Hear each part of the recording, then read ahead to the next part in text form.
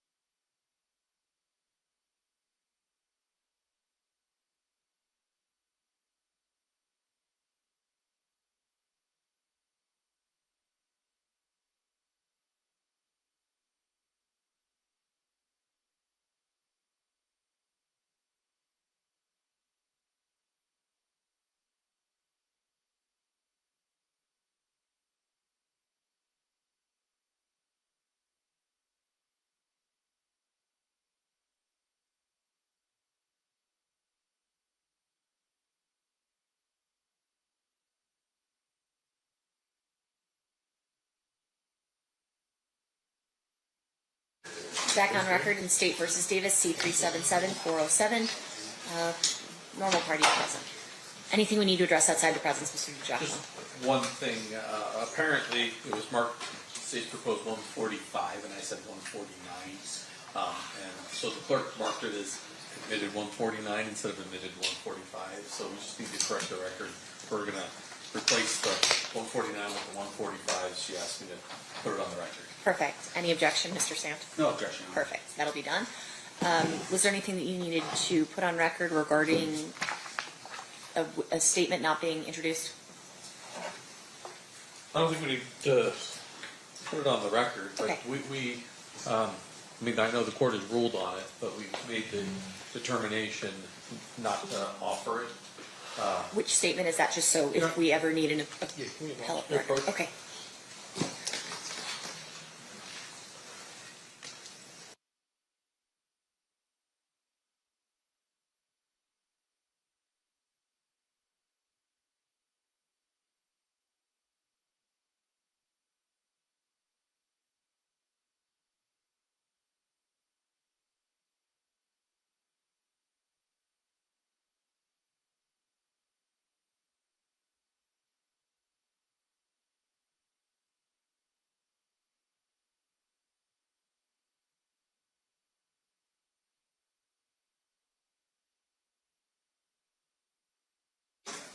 All right. Anything else we need to address before we bring the jury back in?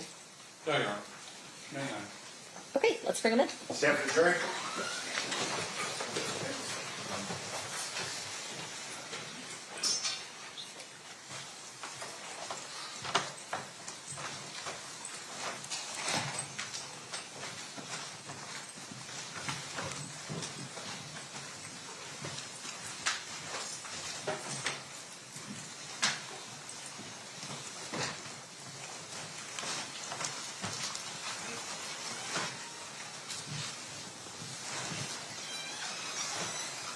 All right.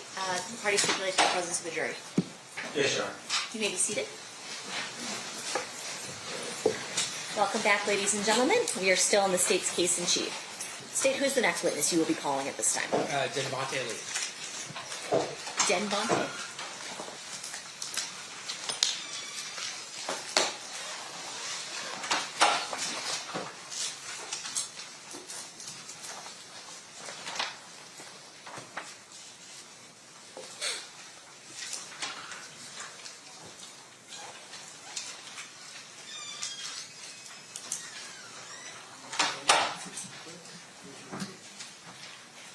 You do solemnly swear the testimony you're about to give in this action shall be the truth, the whole truth, and nothing but the truth, so help you God? Yes, I do. You may be seated. May I please have you state and spell your first and last name for the record? Duane Lee, spelled D-E-N-V-O-N-T-A, last name Lee, L-E-E. Thanks, Mr. Lee, for being here. Mr. Quall, whenever you're ready, you may proceed. All right, thank you. Sir, you did not volunteer to be here, is that fair? No, I didn't. In fact, you're under a court order to be here Yes, through a subpoena. yes, In fact, you have expressed many times the fact that you do not want to participate in this. yeah. But understanding that you're a court order, you don't have a choice whether or not to sit in that chair. Is that fair? Yeah, that's fair. I want to ask you a little bit about the mid-1990s. Where were you living? At the time, I think Hawthorne. Did you ever start spending time in Compton? Yes. And what was, who were you spending time with? My homeboys and people around, you know, friends. At some point, were you spending time with a person you knew as Big Dre? Yes.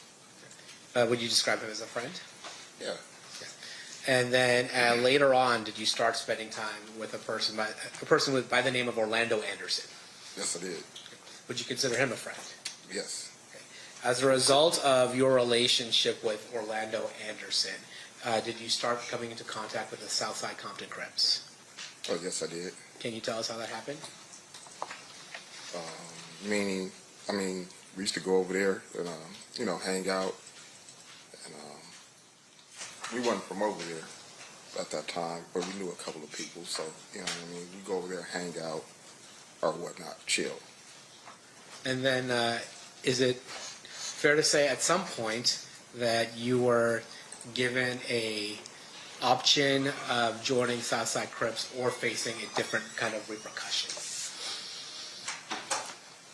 Yeah, it was. I would say it was an option, like either or, basically. And can you tell us what the either or was? Well, at the time, it was either we're going to join, or you just can't come around no more. And did you ultimately join?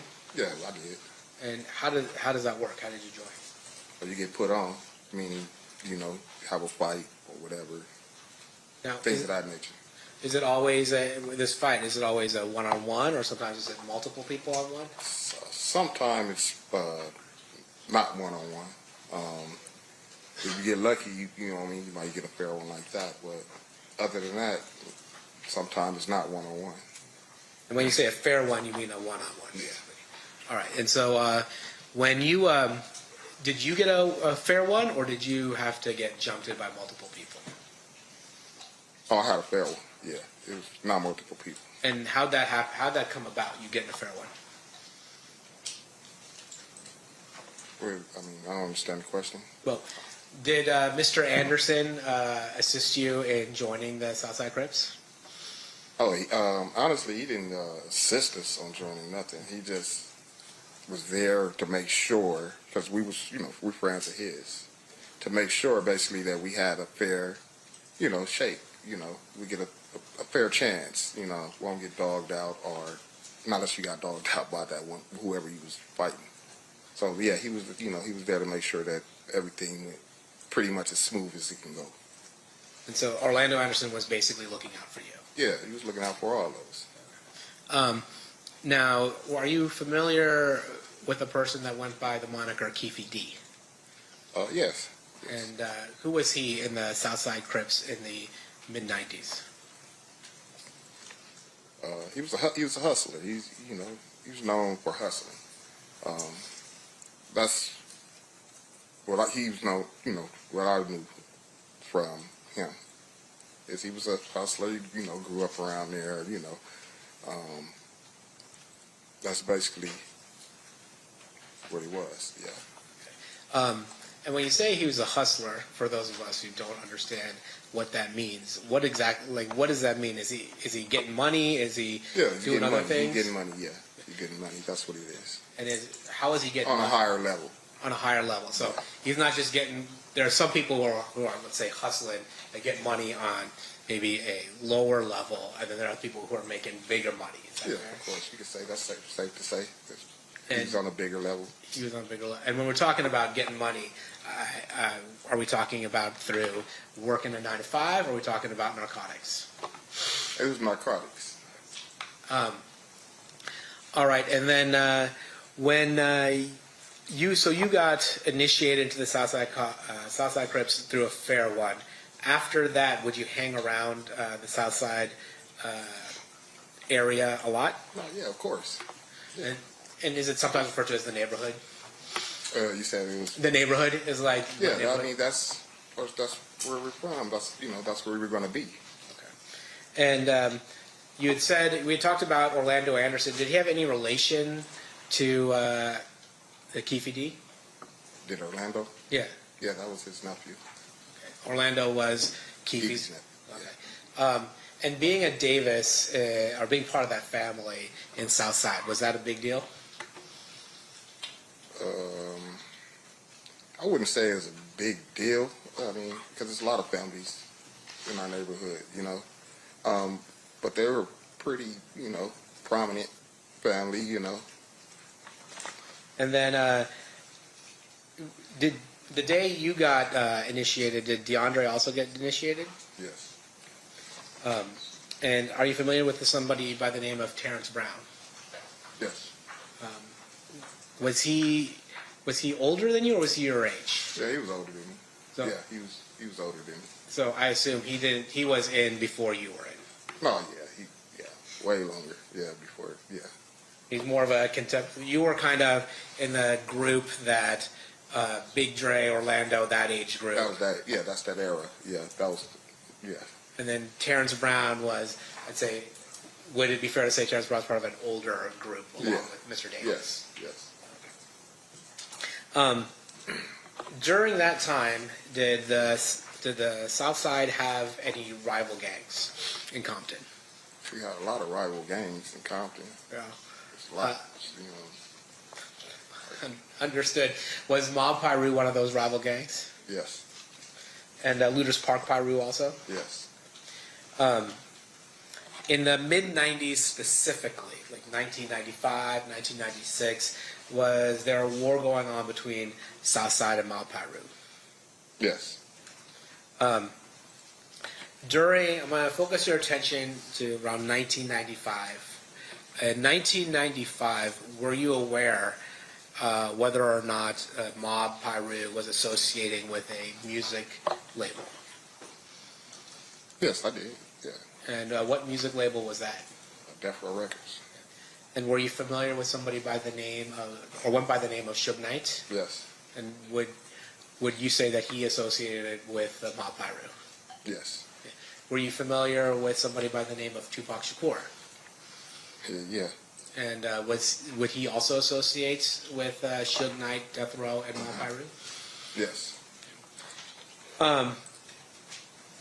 Now, with regards to Southside, were you guys hanging out with another record label? I mean, we have hung out with another record label. Yeah. Yeah. And what record label was that?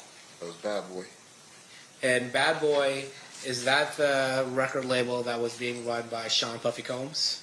Correct. And when you say you would associate with them, what would you go to concerts? Would you just hang out? What would be the nature of the connection that you saw between Southside and Bad Boy? I mean, we went to a couple of what you call it, like concerts. I've seen them before. That concerts or they came to our neighborhood before. And that's it. And when you would go to concerts, who would organize you going to that concert? How would you know to go to the concert? Well, we just basically all do because they say we got tickets or da-da-da-da, and we all, they'd be like, okay, we're going to go to the concert. You get your ticket and you go. Would you, was your understanding part of it was to ensure that Bad Boy was not bothered by other gangs? That was the basis of it, I believe. Yeah, I would say that. And was there a particular gang that people in Bad Boy were worried about? Yeah, they was worried about the Death Row. I want to take your attention to the summer of 1996, in particular the Lakewood Mall. Are you aware of an incident that took place at the Lakewood Mall in the summer of 1996? Yes, I am. How are you familiar with that event? Because I was there. And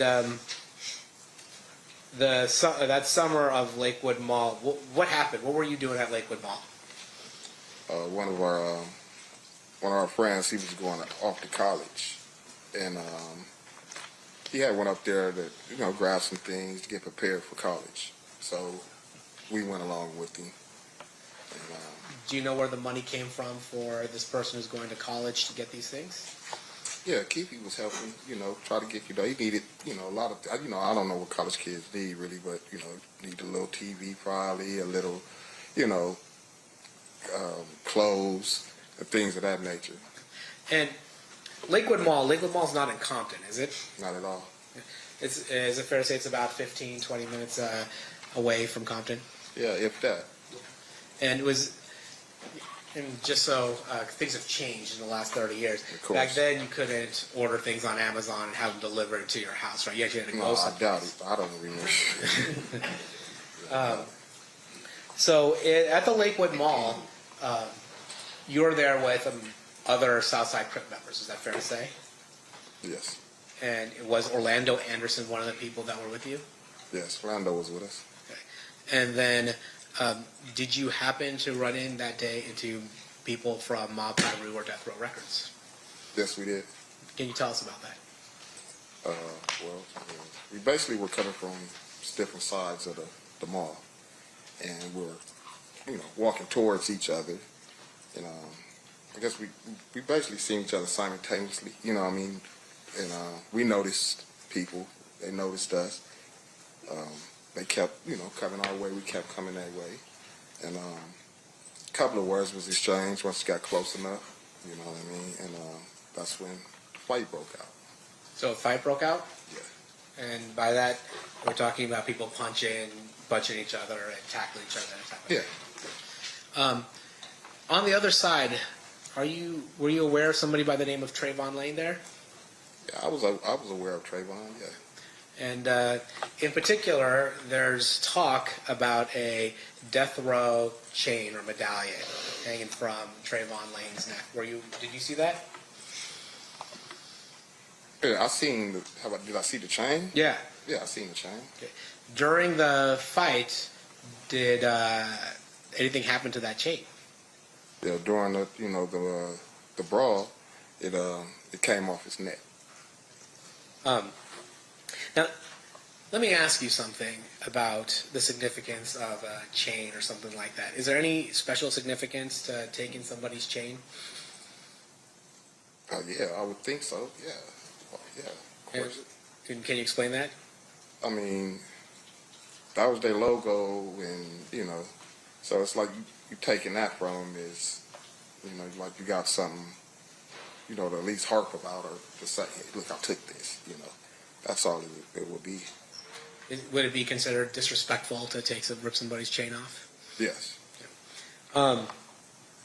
How did that brawl end?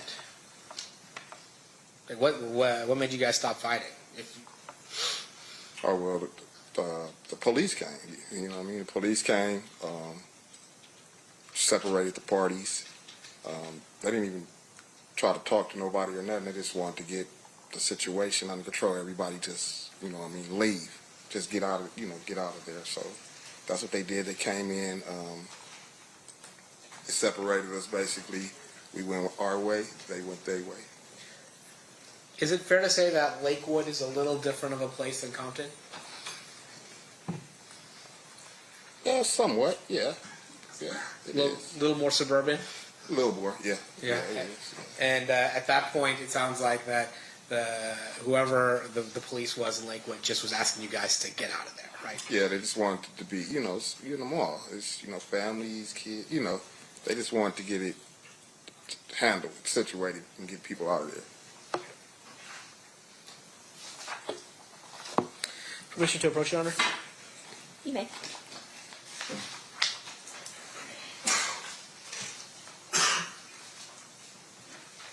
I'll show you some photos. Exhibits that's already been admitted. I'm going to show you Exhibit 62. Who's that? Mr. Davis. Show you Exhibit number 63. Who's that? Mr. Anderson. Show you Exhibit number 64. Who's that? Mr. Smith. Let me show you Exhibit number 65. Who's that? Mr. Brown. Let me show you Exhibit number 60. Who's that? That's Trayvon. Okay. And I'm going to show you Exhibit number 70. Do you recognize the people in here? The one's faces that aren't blurred? Yeah, the people I know, Orlando, me, and Big Dre. And then, is this just a wider out version of that photo?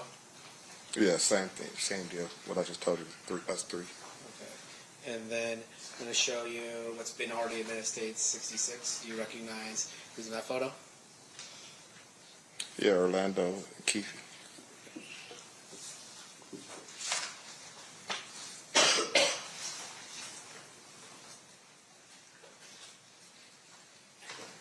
Did you go to the Mike Tyson fight when Mike Tyson fought Bruce Seldon the weekend that Tupac Shakur got shot? No, I didn't. How come? I was incarcerated. It's fair to say that that incarceration began in July 8th of 1996?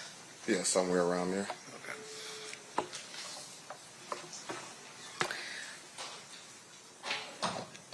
In 2006, is it fair to say that you started doing work for the DEA? Yeah, Haida. Yeah, HIDA, yeah. Yeah. And is that after you got caught trafficking some drugs as well? Correct. And in the mid-2000s, you got 5 payments, is that right? I think something like that. And that was for $2,000, $500, $1,000, $1,300, and $500 for a total of $5,300. Is that fair? It's probably fair to say. I don't know exactly. You don't remember it, Yeah, but if I told you that, you wouldn't disagree with me. No, not at all. Okay. Of course it doesn't. Still pass the witness. Okay. Cross, Mr. Swift. Thank you, Your Honor.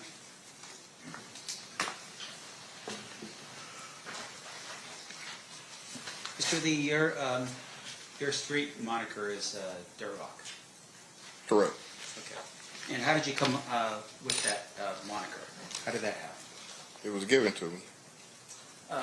With regards to your testimony here today, you've told us a little bit about your work with HIDA. That's for drugs, correct? Yeah, correct. And while you're... Drugs and other things. HIDA is a task force, so it's drugs and everything. It's ATF, DEA, all that. Right. Right.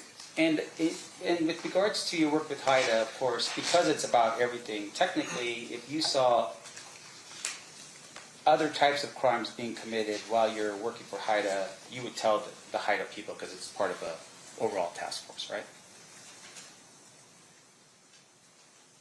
No, I'm not necessarily. I'm tell them what they asked me about. You know what I mean? I'm not gonna tell them nothing outside of the realm of what they're seeking or looking for. Right. And fair to say, though, with regards to what they were seeking and looking for, at some point they were targeting Mr. Davis as a drug dealer, right? Yeah. And so you were helping them with that information that they needed, right? Yes. And that information came in early of 2008, meaning that you were helping them in April and May and that kind of thing. I'm not sure the dates, but I eventually was, helping them. Yeah. Okay. I don't remember the dates. Your Honor, would a review of a report from the DOJ with regard to your participation help refresh your recollection? They might, yeah, sure. Yeah, You that's bet. right.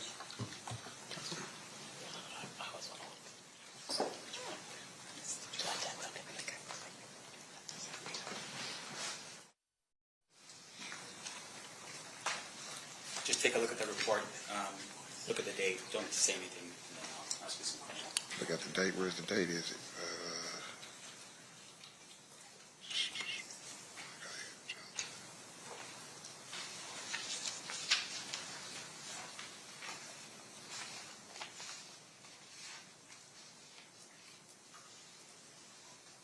Okay, I recall. Yeah. Okay. And with regard to this document I gave you, it looks like the date that I've shown you is a date for July 10th, 2008. Is that right? Yes, that's the date that's on there. Okay. And fair to say for the jury, once again, you're working with the HIDA team, and that's even prior to July of 2008, you were working with the HIDA team. Fair? You said prior to July of 2008. 2008. Yes. I was working with HIDA. I only worked with HIDA one time, so I don't know what you're trying to insinuate. Like, All right. I want to make sure that the jury, that we're clear for the jury. I So understand. let me show you my job here. Would a review of another document help you refresh your recollection as to how many times you worked with HIDA? it might. Let me see. This is,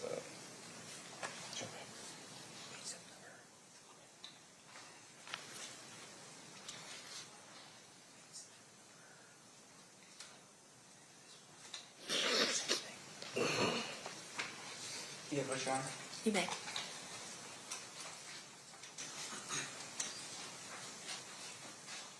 Sorry. All right, sir. Now showing you the other document. You recall having an interview with a couple of the special agents from HIDA on September 10th, 2007.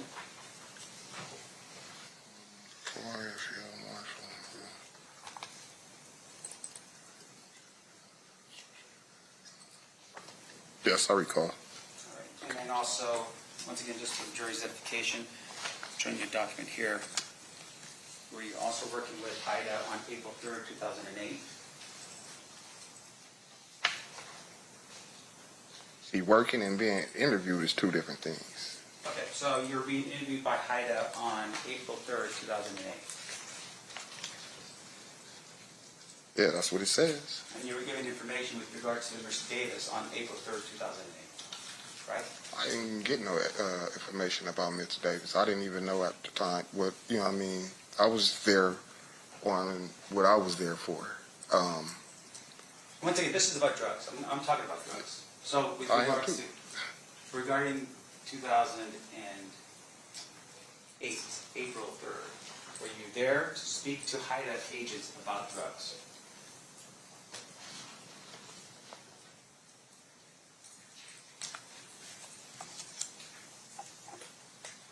Yeah, pretty much. Not entirely, but yes. All right, when you say not entirely, what do you mean? I'm saying we did talk about drugs. We talked, yeah, we did. Anything else besides drugs in your 2000? I want to make sure the jury understands. Okay, Anything yeah, in yeah. April of 2008 besides drugs that you talked about?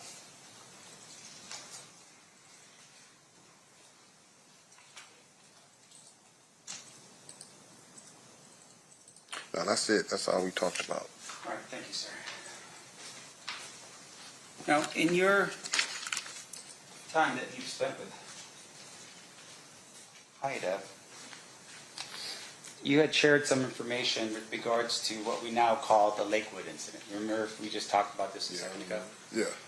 All right, can you tell the ladies and gentlemen of the jury when the Lakewood incident occurred? It was in 96. I want to say July.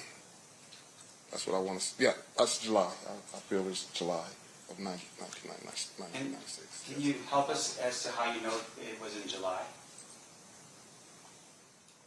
Yeah, because it was the summer, It was in the summer. and he was getting ready to go to school, so I know he had to be there that summer, you know, to start up his training and stuff for football. Okay. So if somebody else, an FBI agent, came in here and told us that it was a couple weeks before the fight in Las Vegas, would he be mistaken?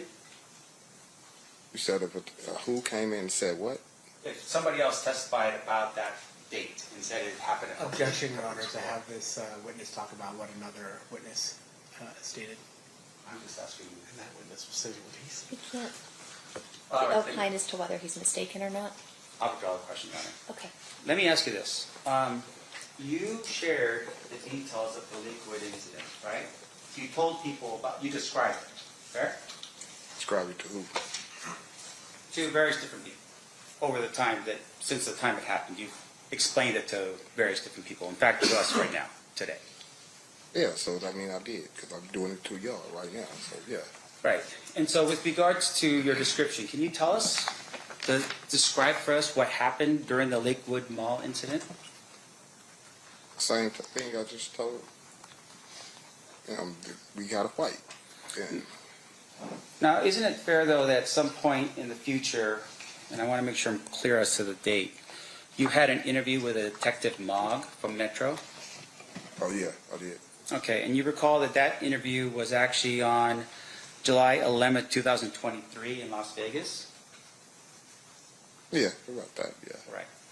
And would looking over a transcript of your interview with Detective Mogg help refresh your recollection as to what you told him on that day? Well, I couldn't tell him too much more different than what I already said. So yeah, come on with it. Right. All right.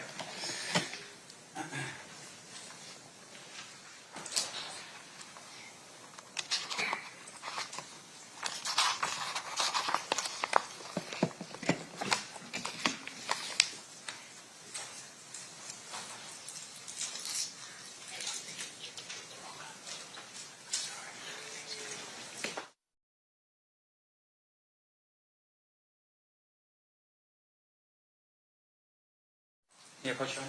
You know, Sir, show me your statement here.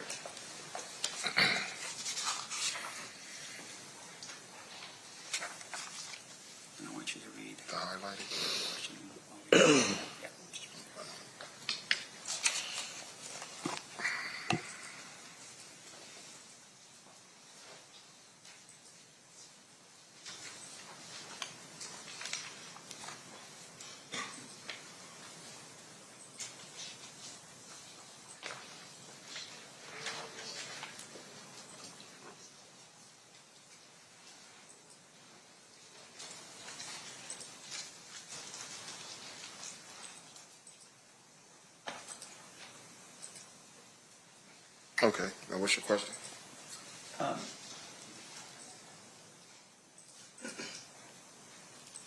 Now, with regard to what you reviewed, fair to say that you told Detective Locke a more specific sort of thing that happened at the Lakewood Mall, right? Yeah, I would say. Yeah. Can you tell us, for instance, the location of where the fight took place? Yeah, it was by Foot Locker. By the Foot Locker. Yeah. In fact, you had made mention that the fight at the Foot Locker was so bad that they had to remodel it after the thing had gone down at the Lakewood Mall. Fair? Yeah, it's turned into the World Foot Locker. Right. You described it as mayhem that was occurring in that Foot Locker. Yeah. Okay.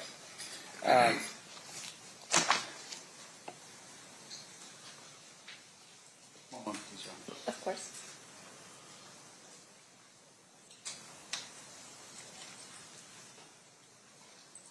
Your Honor, I have no further. Actually, I do. Sorry, let me back up a little. Nope, that's it. I have no further questions of this witness. Any further questions, Mr. Phil? Of course not. Check it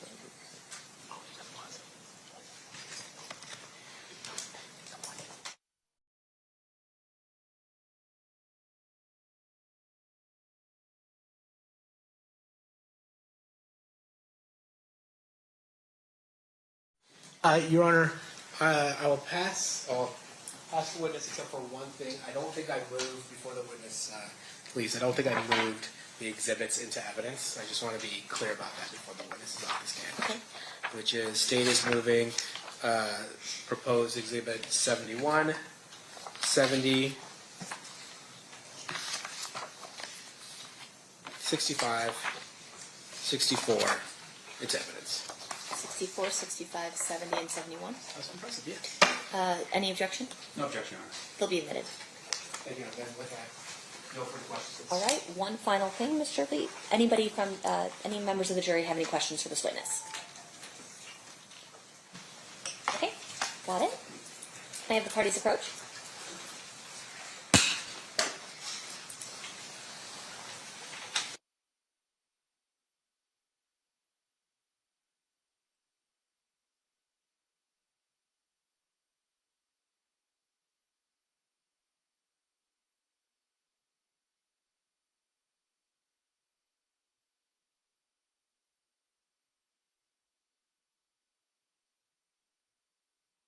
All right, a question from one of our jurors, Mr. Lee.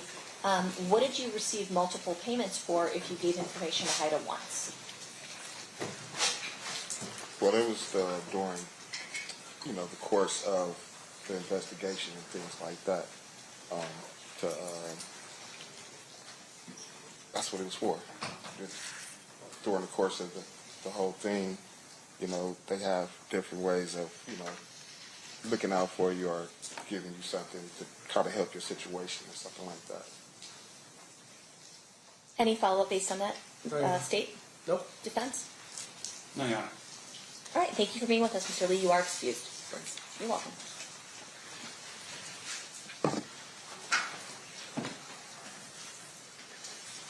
Who's your next witness, State? So we're going to play the 2008 statement, which I think will probably take up the rest of the day. Okay, so it's already been admitted.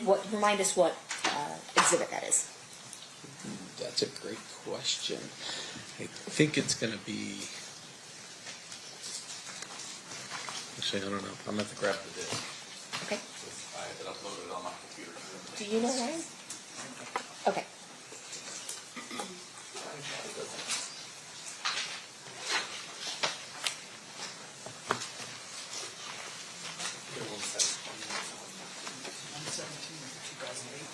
Yep. All right. So you can proceed with playing Exhibit 117 then. Thank you.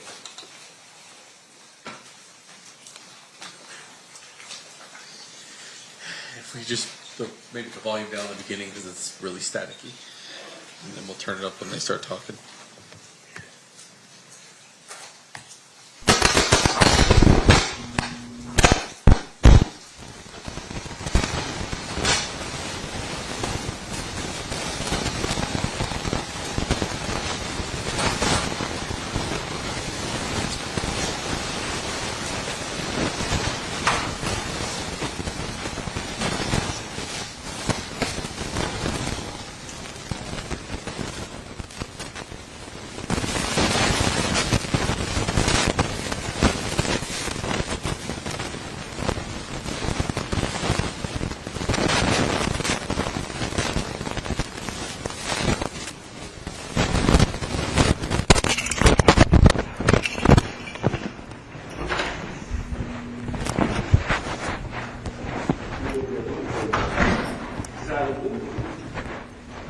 What's she calling? What's he doing? No, Duane. Hey. Hey, how you doing? Good to see you, sir. Good to see you.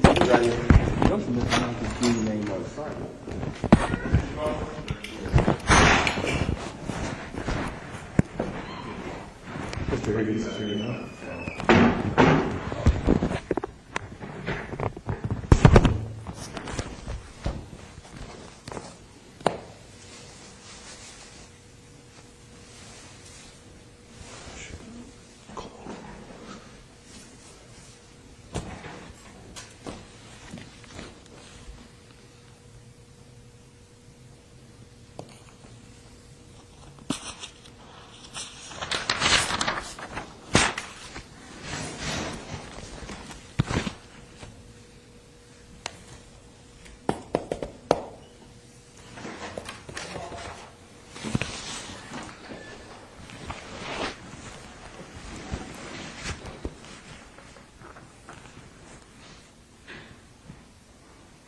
You get this thing catered, Greg? Yeah, I figured we'd be here for a while.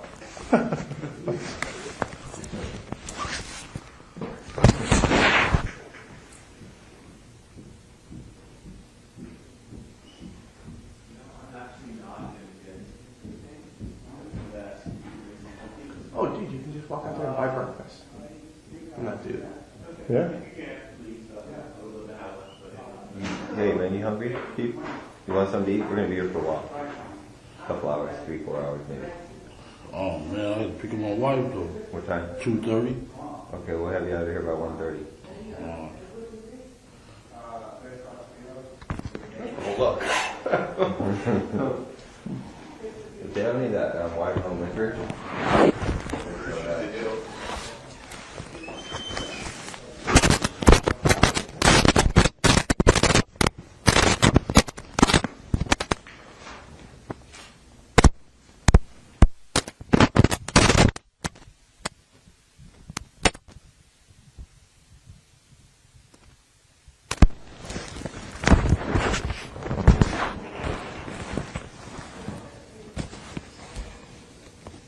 I didn't say no spook down gang either.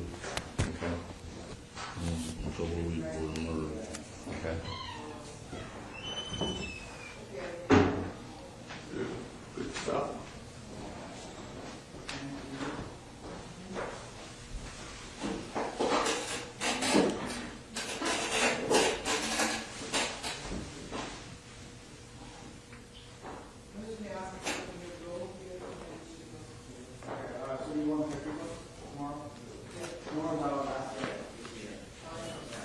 Who is this guy again? Fufula? He was the guy, he was a witness that got shot and killed after the incident. And before he really had a ability to make any statements.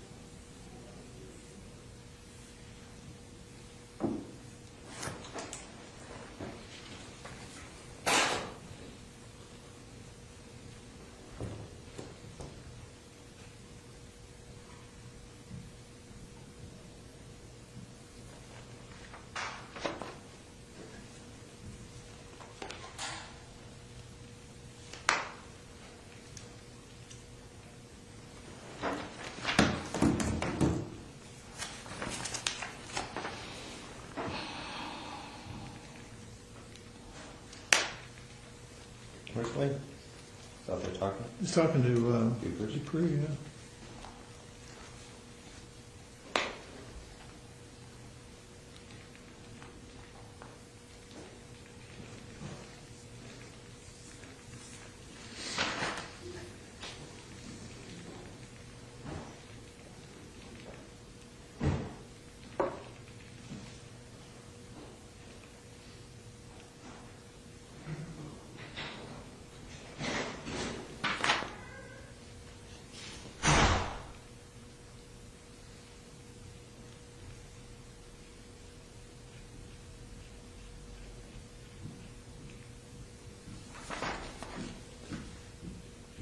never said I seen Reggie Wright up there either. Okay.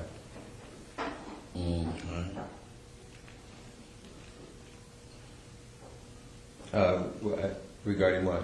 In Compton or at the Biggie thing? At the Biggie thing. Okay.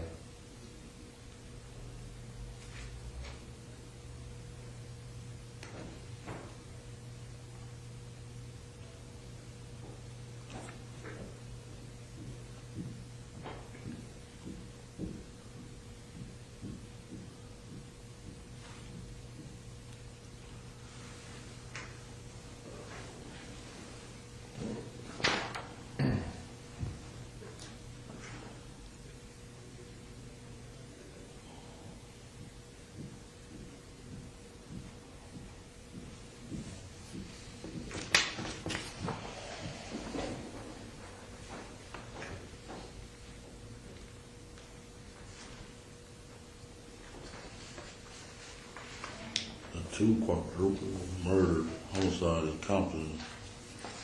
Concerning the two, okay, yeah.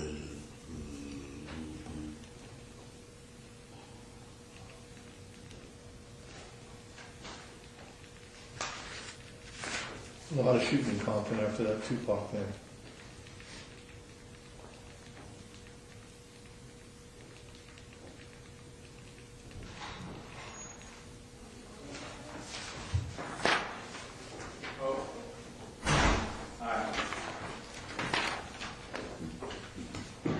Sorry for the late, guys. You know how it is. It's so difficult out here to make a living. Trying to hustle? Oh, I'm trying, man, but nobody wants to buy anything from me.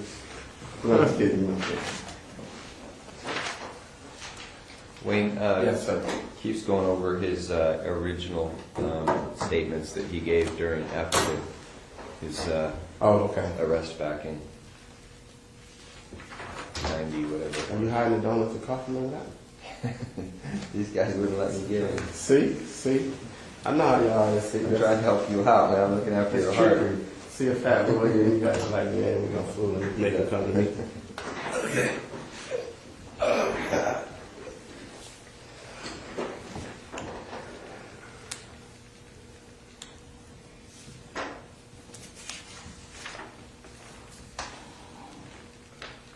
Checking for peace. No, it's just sounds out. I was wondering. How you guys been? Good, man. Good. How's the holidays going? So far, so good. Really? Yeah, it's coming up fast, isn't it? Faster than I expected. Next week, we'll be here and be over. Which is always a good thing. Yeah, no, it is. Yeah.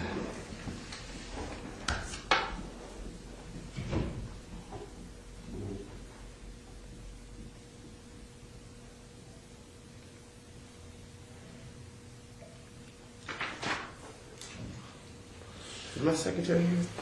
Or someone else let you guys in? It was open. Oh, it was open? Yeah. Oh, okay.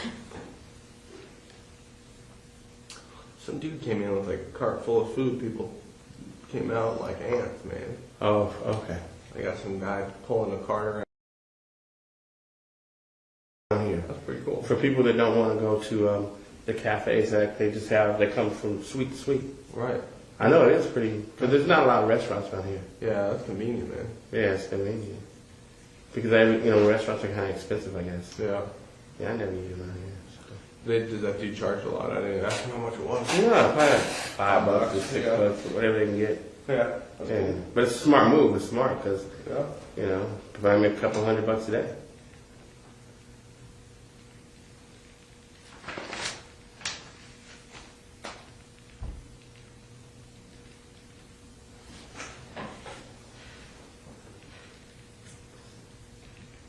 See you in a while, man. You know, it's a holiday, you know. Yeah.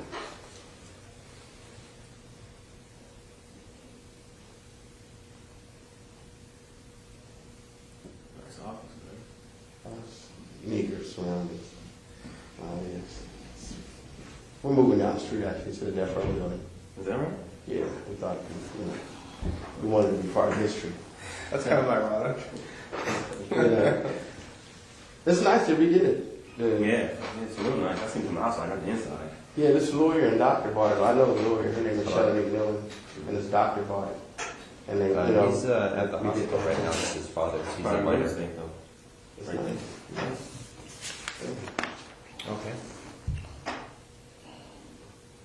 Yep, I've already, okay. That's a Nike watch?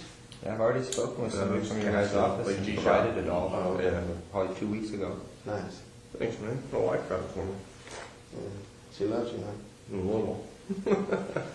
Only on my birthday. Yes, pretty biased. Yeah, it's very Probably sweet. pretty biased. Yeah. Only your birthday. Yes, I do.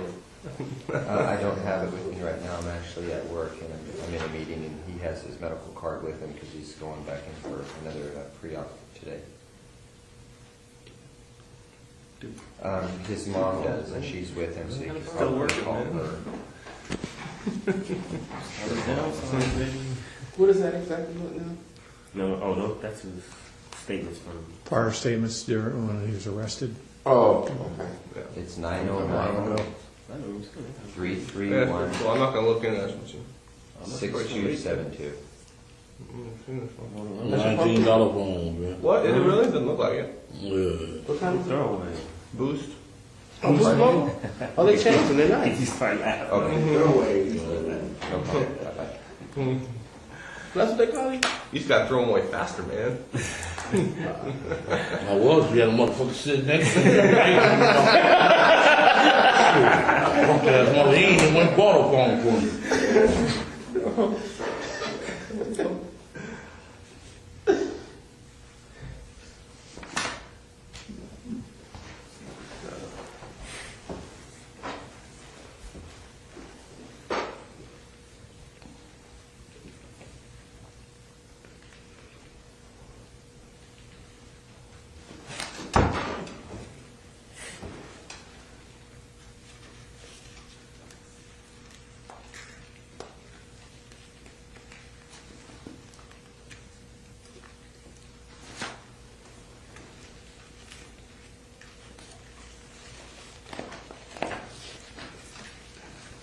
I like the way that Vegas does their reports. It's almost like a federal report. It's unique, A lot of those agencies have adopted that federal reporting system that the FBI uses for the way they structure their reports. I don't know why. But anything's better than LA though. LA are so screwed up the way they do it.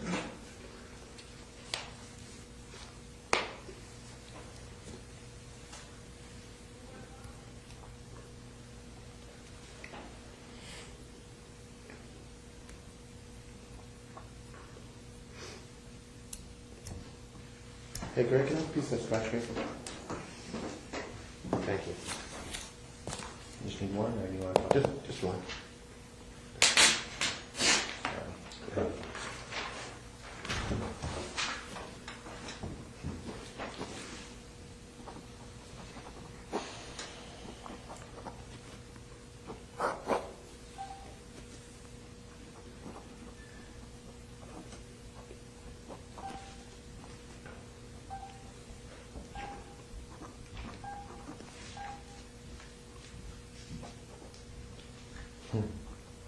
Yeah, we got accused of doing this one too. This is an anonymous caller said an off-duty LAPD working security killed Tupac. We can't win, can we? So those weed tip Yeah, LAPD a bunch of killers, man. Here's interesting, 9/24/96, a caller from New York claiming to be Sean Puffy Combs said he hired someone to blow up night. Something went wrong. Girls got involved. This is interesting. I believe that one. Are you gonna call in on himself? Yeah. No, but somebody No, is this saying somebody just calling he in. called? Yeah. Well, he had to put some credibility to it, yeah.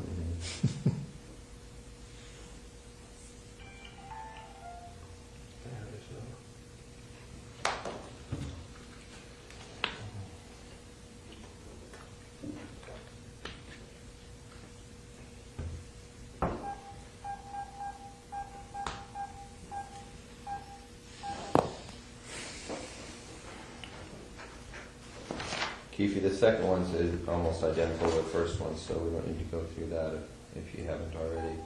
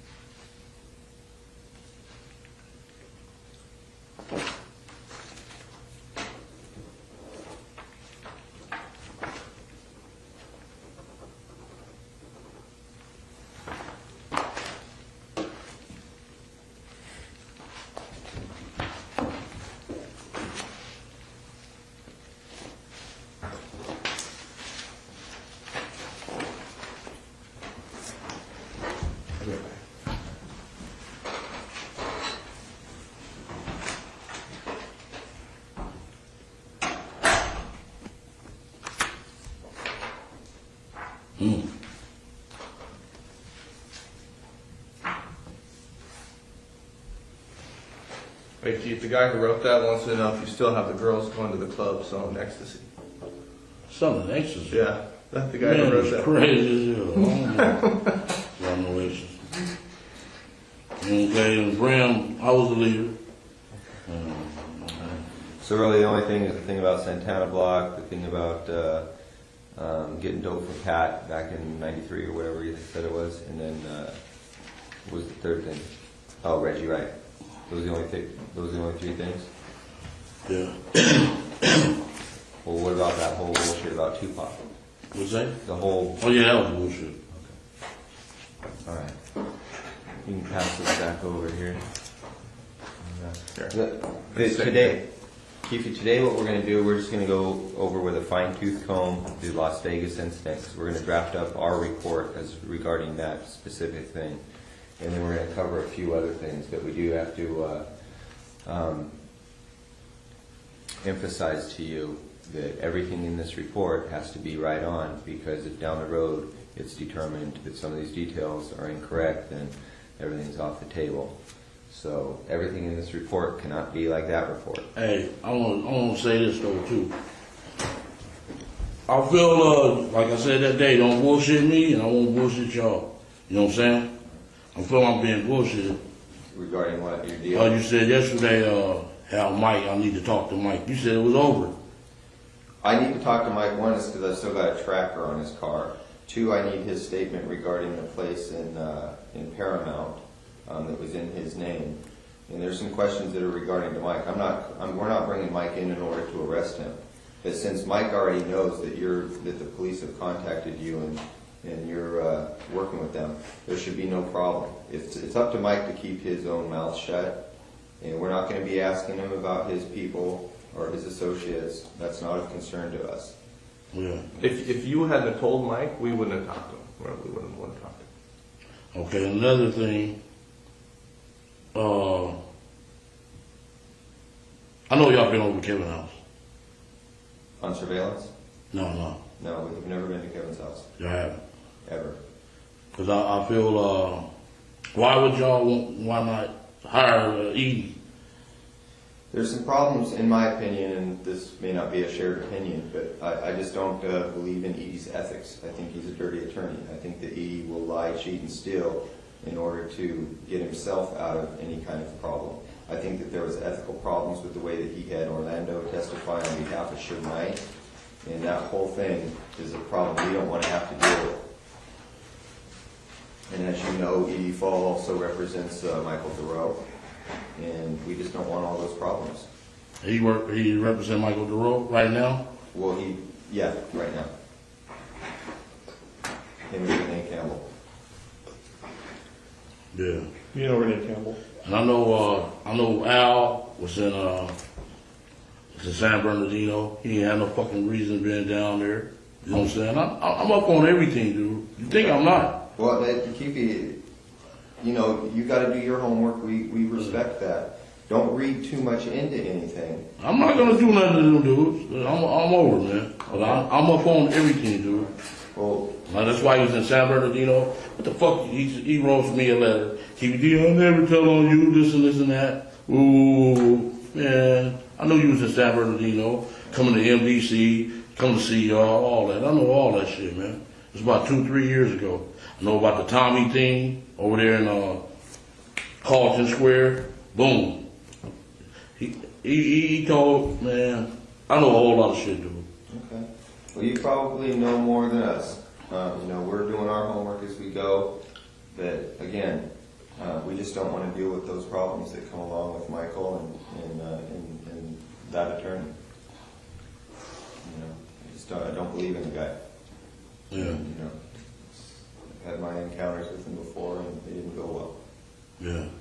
And Keith, some of the people that might be real close to you that you may want to protect may be the same people that sold you out. So take that into consideration when you're saying, I don't want to give up Compton, I don't want to give up my homeboys, stuff like that. I'm not saying anybody did it, but I know. close to you may have. Yeah, I know. He said Eddie or Pat could be working with us. And that fucked me up. You know what I'm saying? Well, Keith, let me say this. I know you. And I know, let me say one more thing. Yes, sir. And you said, I got some shit gonna break your heart, gonna break you to your knees. I know y'all was gonna arrest me for this shit, man. You know what I'm saying? I knew that shit, dog. You know what I'm saying? Yeah. But that's how it goes. That's how the game goes. Yeah. You know how it is. Yeah. These dudes are cold, man. Well, let me say this too, Keith. I'm serious. I never thought I would retire. But y'all heard me on the phone, man. I'm through with this shit. You know what I'm saying? Too many dirty motherfuckers, low down, cross artists, everything. But they don't know I'm putting the double cross down. Fuck it. I'm with y'all. And now, would you, let me say something? Yeah. You know, I know you have used Edie and you felt comfortable with Edie. But I want you to say this, and I know you sent him a lot of business stuff. But I would think you would think at this point that maybe you shouldn't think that way because you wouldn't be here.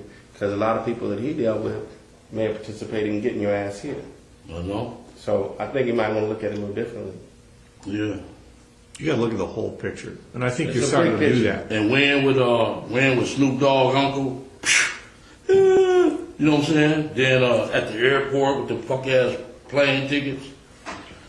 Y'all ain't got him out. And his wife even put him on blast. But you know, Said, I don't know how you got out. Just hold on. All the people, all the speculation, just hold on to I'm just that. leave it alone, yeah. I'm Let's just leave just it alone. Because go that'll forward. make me mad, all that shit. That's why I smoke weed. Because I'm a dangerous motherfucker without smoking weed, dude. I get mad at easy, you know what I'm saying? We know you, man. We know Yeah. what you can do. That's how Greg is without coffee. Yeah. Y'all be sitting there, keep me calm, keep me from hurting people, man. You don't want to do that. You know what, man? Just like you out the game, leave all that behind. Yeah. Stop. My You're advice mad to you, about it. but just stop thinking about who did what, and just think they all did it. Yeah. And then just Everybody. trust the person that's sleeping in your bed with you, your wife. Other than that, just shut it down. You Let's messing just go up. forward. No, and your lawyer. Or your lawyer. Yeah. I'm just trying to. Okay. I Let's go understand. This is a dirty war. And let's let this Greg got some other stuff he wants to talk about. Okay, good. Yeah. What this ultimately comes down to is how valuable your life is, your family. And when I say your family, I don't mean your extended family. I mean your brothers and your sisters and your wife and your kids. That's it. Anything beyond that, as far as we're concerned, is fair game. I thought Speedy. Kevin will work out his own deals. Speedy ain't got a lot on the table. I don't think that's going to be a problem.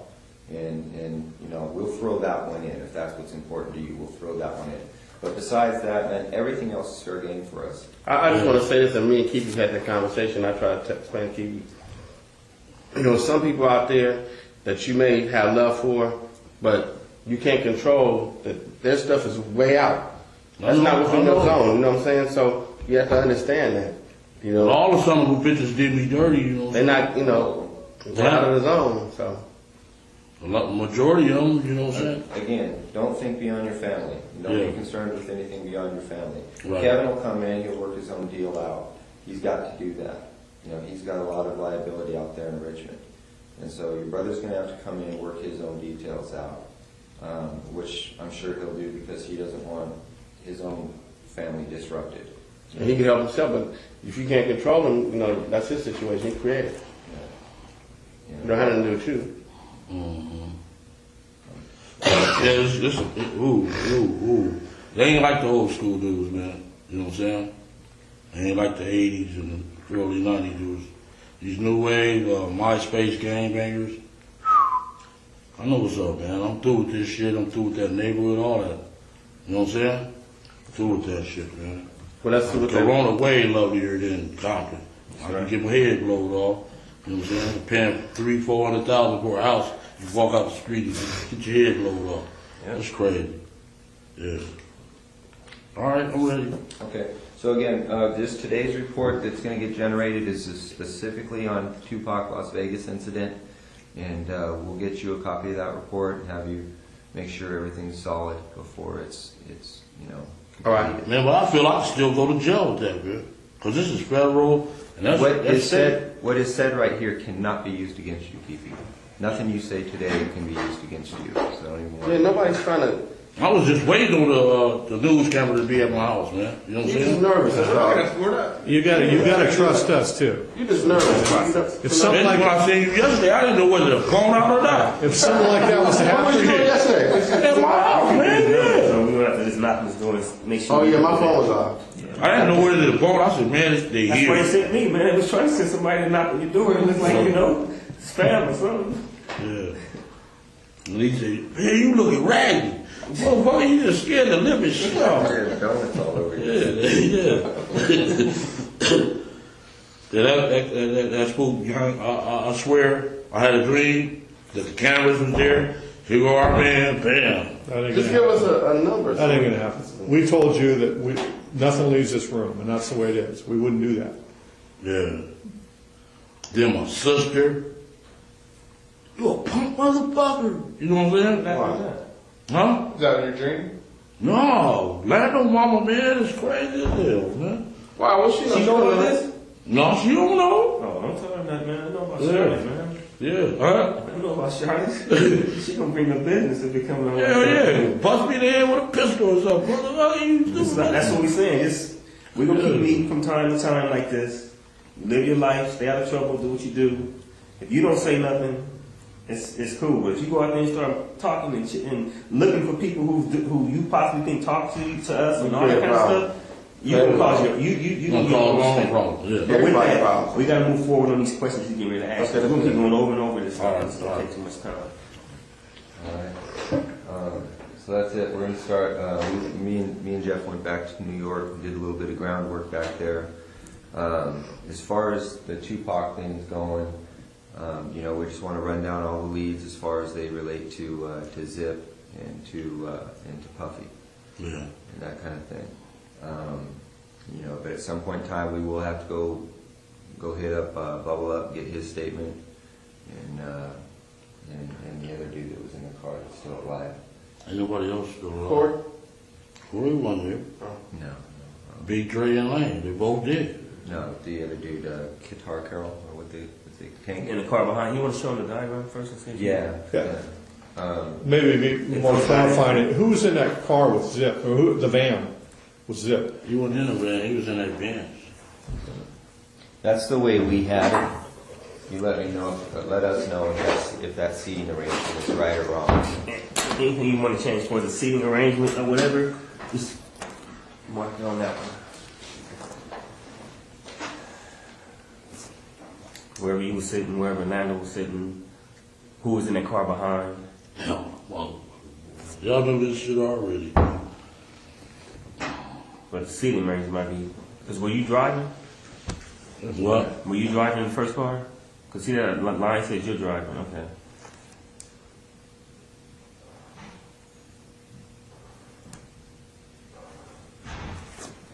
And who was driving the, Debbie Allen was in the car behind by herself? No, he wasn't even there. None of them guys went in the car behind? So Orlando shot Who's in Spartan? across Dre? He leaned over on the window, we rolled down the window, popped. Who was it? They would drove on my side, I would have popped them. You know what I'm saying? But they was on the other side. Right. So was there a second car behind you guys?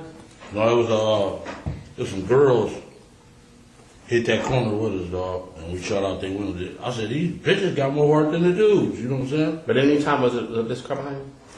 Not at all. No, none of the homies was behind. No, like 3 or 4 cars behind. Nothing like that. Nothing. Just one car. Just one car. Then we hit the corner, the girl followed us, and we shot out her window. They got scared and stopped. But they weren't with you guys. They weren't with us, no. Just the girls that you. Push that back over here real quick. We would think they security would follow them. You know what I'm saying? Yeah. But the bras don't even have heart. They followed us halfway, we shut out their window. They scared. Those are all the guys that you would recognize as being in the car, right? Lane, DeAndre, and Terrence.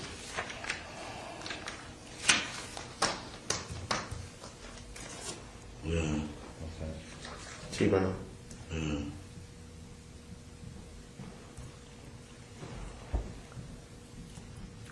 Okay. So Orlando would have had to lean over the top of Dre, right? Yeah. Okay. He did. Okay. All right. Well, that's what all the witnesses said too from the back. Give me that. That was a heartbreaker. Oh, man. Okay. All right. So leading up to that, do you know who Trayvon Lane is? Yeah, I know who he is. Okay. So do you see Trayvon there at the just before the MGM at all? I didn't see him. Okay. All right. Then let's start back at the beginning. Let's go back to, this is 96, 3 concerts. Where were the concerts where you talked to Puffy and Zip at? That was 96. I was, when they gave that BET tour. It was everybody on the show. Let me see, it was Naughty by Nature. They was on the show, Mary J. What's that dude's name? Jodeci, Craig Mack, Biggie, Faith, and a Junior Mafia. That was a group. That's BET BET tour? Yeah. Or BET Superfest? It was a BET tour. BET tour. Where was it at? You remember that? It was in San Diego. We went to one in San Diego. Went to one in Anaheim, Irvine, then in Vegas.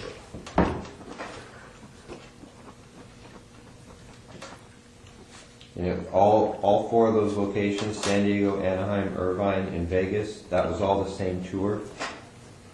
It was all BET tour with those acts? Except the Irvine. The Irvine was a summer jam. Okay, can you hit those acts again? Naughty by Nature, Biggie, Faith, Jodeci, And Mafia. Junior Junior Mafia. Mafia, and Biggie. And Faith Evans, right? Yeah. Okay. All right. So all the acts on there were from Bad Boy, basically. Mostly, yeah. And no, he had Jodeci. managed Jodeci and Mary J during the time. So it was pretty much a Bad Boy Puffy Yeah. tour. Are you going to be able to track down those dates, Darren? Yeah, I can look it up. Okay. What that? Yeah. All right. Now, on all 4 of those occasions, there's San Diego, Anaheim, Irvine, and Vegas. Which ones do you actually talk to Puffy at? Every one. Every one of them. Yeah. Which of those 4 is it when you talk to him about murdering Tupac? It was really about both of them. Either one of them. It was Anaheim. Tupac and Suge, you mean? Yeah, Anaheim. A couple of times at Greenback. And where? Greenback. Sunset. Hey Greg, do you want to go back to like when they first like got in contact? Yeah, we can start there. What year did Flint introduce you to Zip?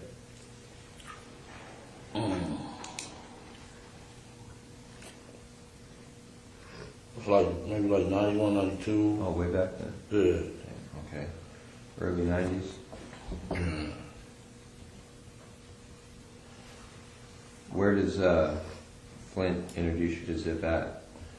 We had a baseball game, and he was they pitcher. They was calling him Dwight Gooden. We got a Dwight, we used to play for like cases of champagne. They bring their team and we played their team in Southside, yeah. Southside Santana kind of like thing? Or just They really think he an imposter, the Santanas do.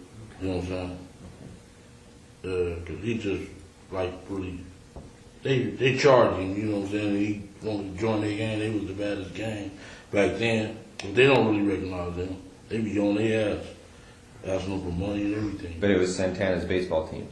No, Playing it was Southside. some LA dudes. It was Kelly, Keyshawn Johnson, a few more dudes. So is it like a high school field? Like a local No, field? that's Park, South Park. So, okay.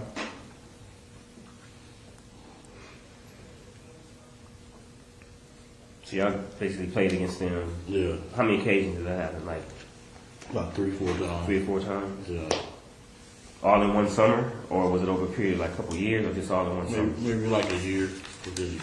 Have a step up for a second. Yeah. And you were the captain of your team? Yeah. And who's the captain of the other team? Flint? Yeah. So basically your team against his team. Whoever he bought. Most of your players were what? Southside. Yeah. And he bought a lot of LA cats. We had a little barbecue and we kicked it up. When we lost the game, we paid them the bottles. Went to the store and paid them the bottles. So you played for what, Cristal or for Champagne? Yeah. Dawn, Cristal, yeah. Okay, so that's early 90s. Flint's was busy doing PCP even back then? I can't say. He was kind of starving then. Okay. They used to always ask me for money and all that shit. Okay. But 91, then we went out there in 91. To New York? Yeah, about 3 weeks. Because he bought Zip to like the last baseball game or one of the first baseball games. Did he come to all, did Zip come to all 3 games? Yeah, he used to come on. Yeah, he was a pitcher. Okay. And then Okay. they used to call him the White Gooden. Oh, okay. The White Gooden for y'all. That's how Flint introduced him, is the White Gooden. Boom, he came in, he was a pitcher. He's doing them fancy curveballs. Could he throw? Yeah, we used to we was good athletes in Southside, though. A lot of good athletes, yeah. Her Atlanta was a good athlete. So quick, is that who you know as Zip? Yeah. Now you got hair now. That's not. That might be old.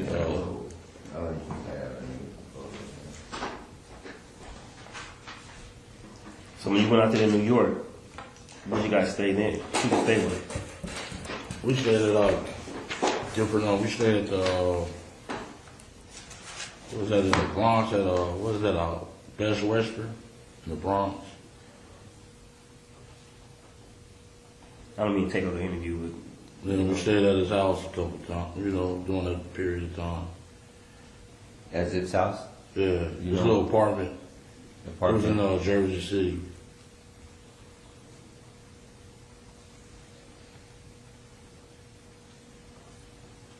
Okay.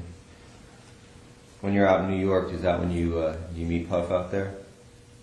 Not doing that. I met him. He gave a party at a little club down in Santa Monica. Paradise. Oh, you 24? Was Paradise 24 used to be? Yeah, it was Paradise. Yeah, on Santa Monica. Okay. Rudolph Highland. Yeah. That's where I first met him. This was like.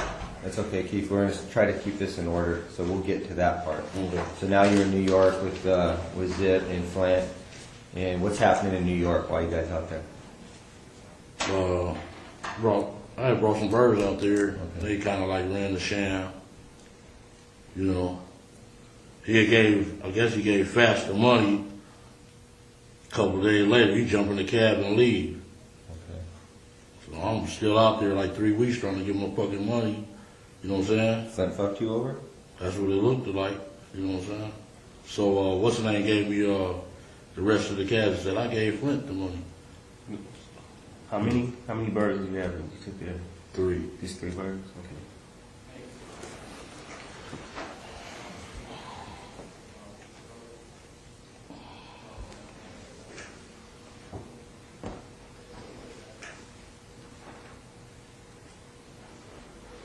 Because the Zip tells you that he already gave Flint the money, Flint's phoned out, Yeah. And then Zip gives you the remainder of the money. Yeah. How much was the remainder? Like 17,000. Do you know? If I can just tell you something, do you know why what brought Zip out here? Because he's originally from New York. Yeah. What was he out here for? He just come out and party and have fun, you know. Okay, but he ever have a house out here where he lived, or anything like that you remember? No, he never took me to the house. So every time he was here, just visiting, basically. Yeah. Didn't know him to have a girl out here that he had a girl out here he'd spend time with? Got a lot of girls. Like You know how players. Yeah. Like one particular like that. So when Zip's playing baseball with Santana, it's just coincidence that he's out here. He's just out here for fun, right? You ever seen this girl before? Maybe that. Tony, I mean. Maybe Tony. They call him Tony. So I never seen her. Never? No, it is. So he didn't have no main girl, just a bunch of girls he was flipping or whatever. Y'all just player, doing each other. All right, so you're out there. You're doing some dope with Zip, and then what happens next in your guys' relationship? You come back to Compton. You're running your game out here, and how you just continue to have an ongoing relationship with Zip, or do you always have to go through Flint? Shit, if they fuck me, you think I'm gonna fuck them up? I had 300-400 birds. I'm balling. Fuck them. You know what I'm saying? So you never got paid for the 3 birds? After you got, when did you get paid for the?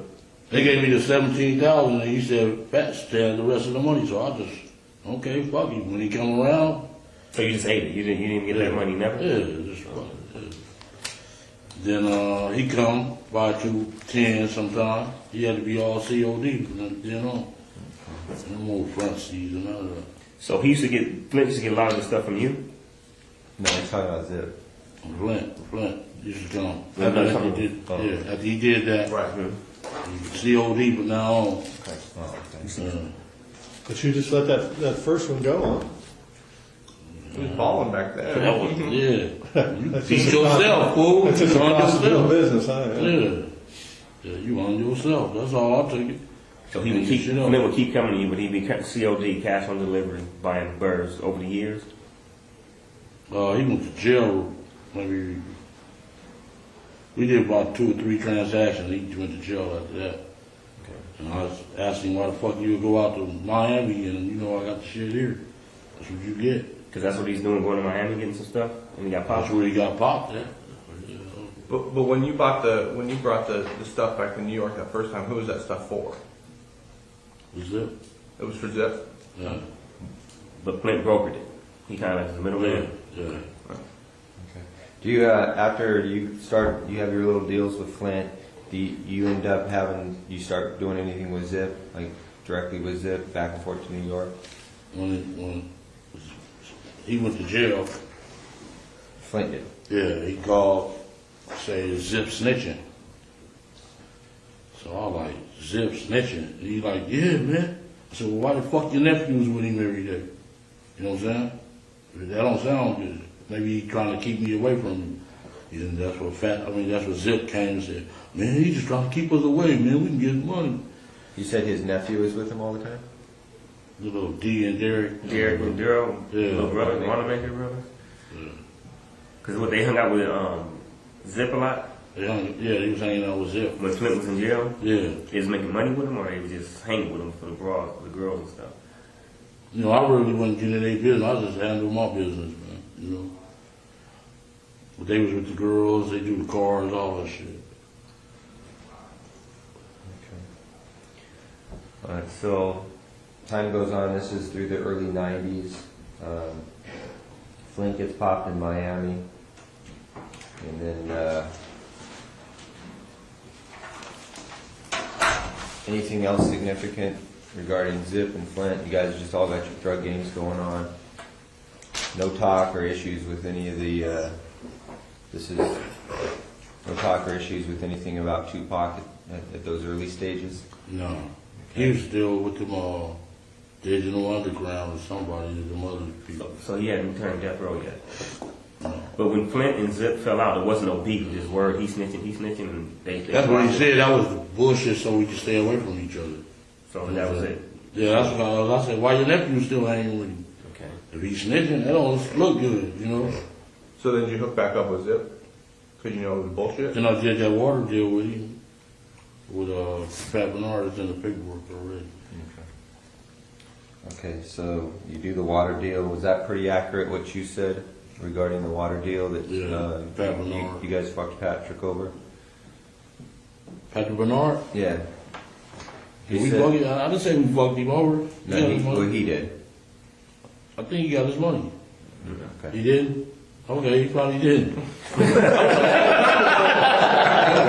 years ago. You know, the deals that went down between them, you know?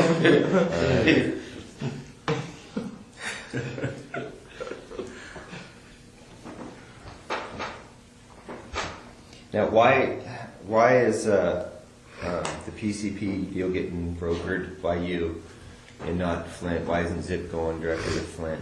Because he was in there. Oh, okay.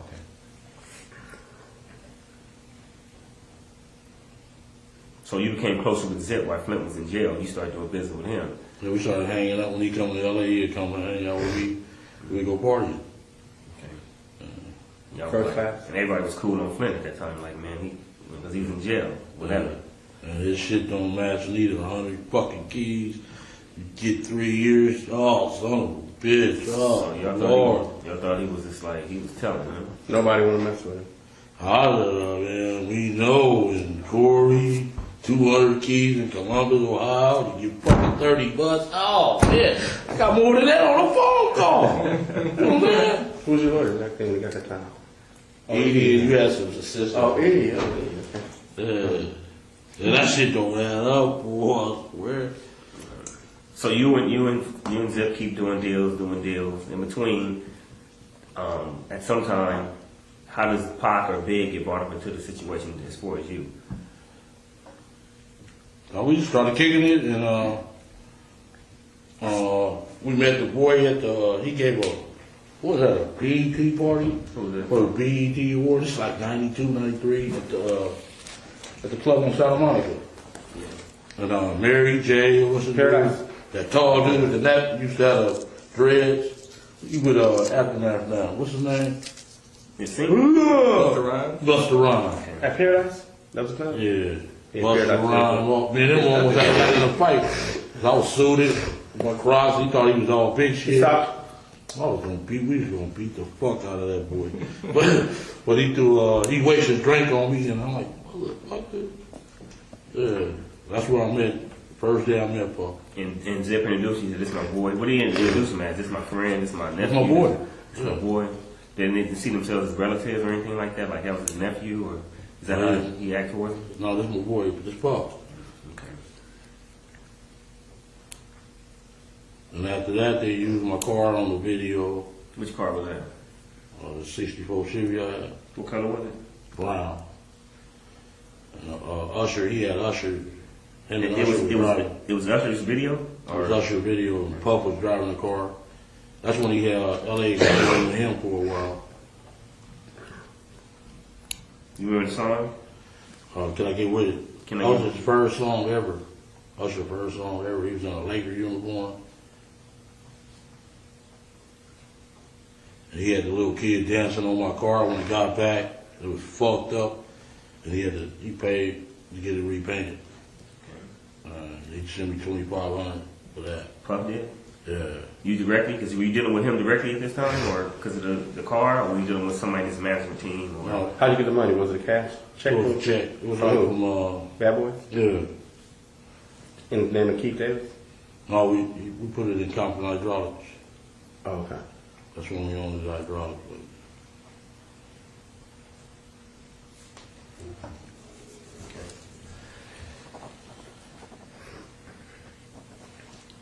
I'm sorry, what's the cat's name again? The video dude? Usher. Usher.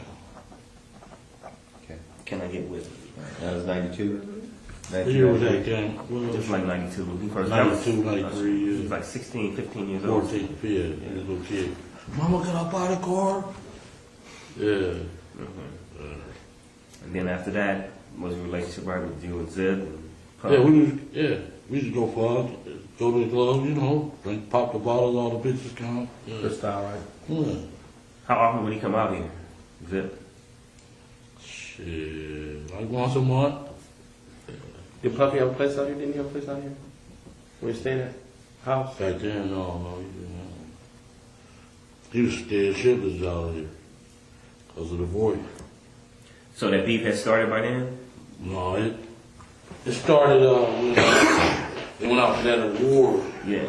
in New York, and he said, "You want to be in fucking, you want to be in your own video, not this motherfucker down." That's when it started. Then we seen right after that at that summer jam. We on the stage drinking bottles, smoking, and he like, "Hey, DVD, let me holler at you." So how the fuck you meet them dudes, dog? Same way I met you, you know, motherfucker. Yeah. That's Suge saying that? Yeah, she'll ask me, how you meet them dudes? I'm like, man, same way I met you. And that was at the 95 Summer Jam, Summer Festival? 95, that's when One More Chance was out. Big Key, give me. Okay. One More Chance, yeah. Let's go back a little bit. We go back, Zip is coming out once a month. You met Puff at the Paradise Club at the BET Awards. He asked you to use your car, you use your car, you ended up getting damaged, he pays you. And then Zip's coming out once a month. Prior to the times when you start talking about the beef with Pac and Suge, how many times do you meet Puffy? How many times we met him before the beef came? Maybe about 3-4 times. 3-4 times, always like at a social event? Yeah. Okay. Greenbacks was mostly, that's where we started. Green Patch? Greenbacks. Right on Sunset, by the lounge bank. Yeah. Oh. It's a little upstairs and just like a deli. Yeah. Oh, no, that's called right next to the comedy store. Yeah, then there's a strip club on the other side. Deli. Okay. So you see him at these different events out here, just kind of socialize, shoot the shit. Nothing going on. And then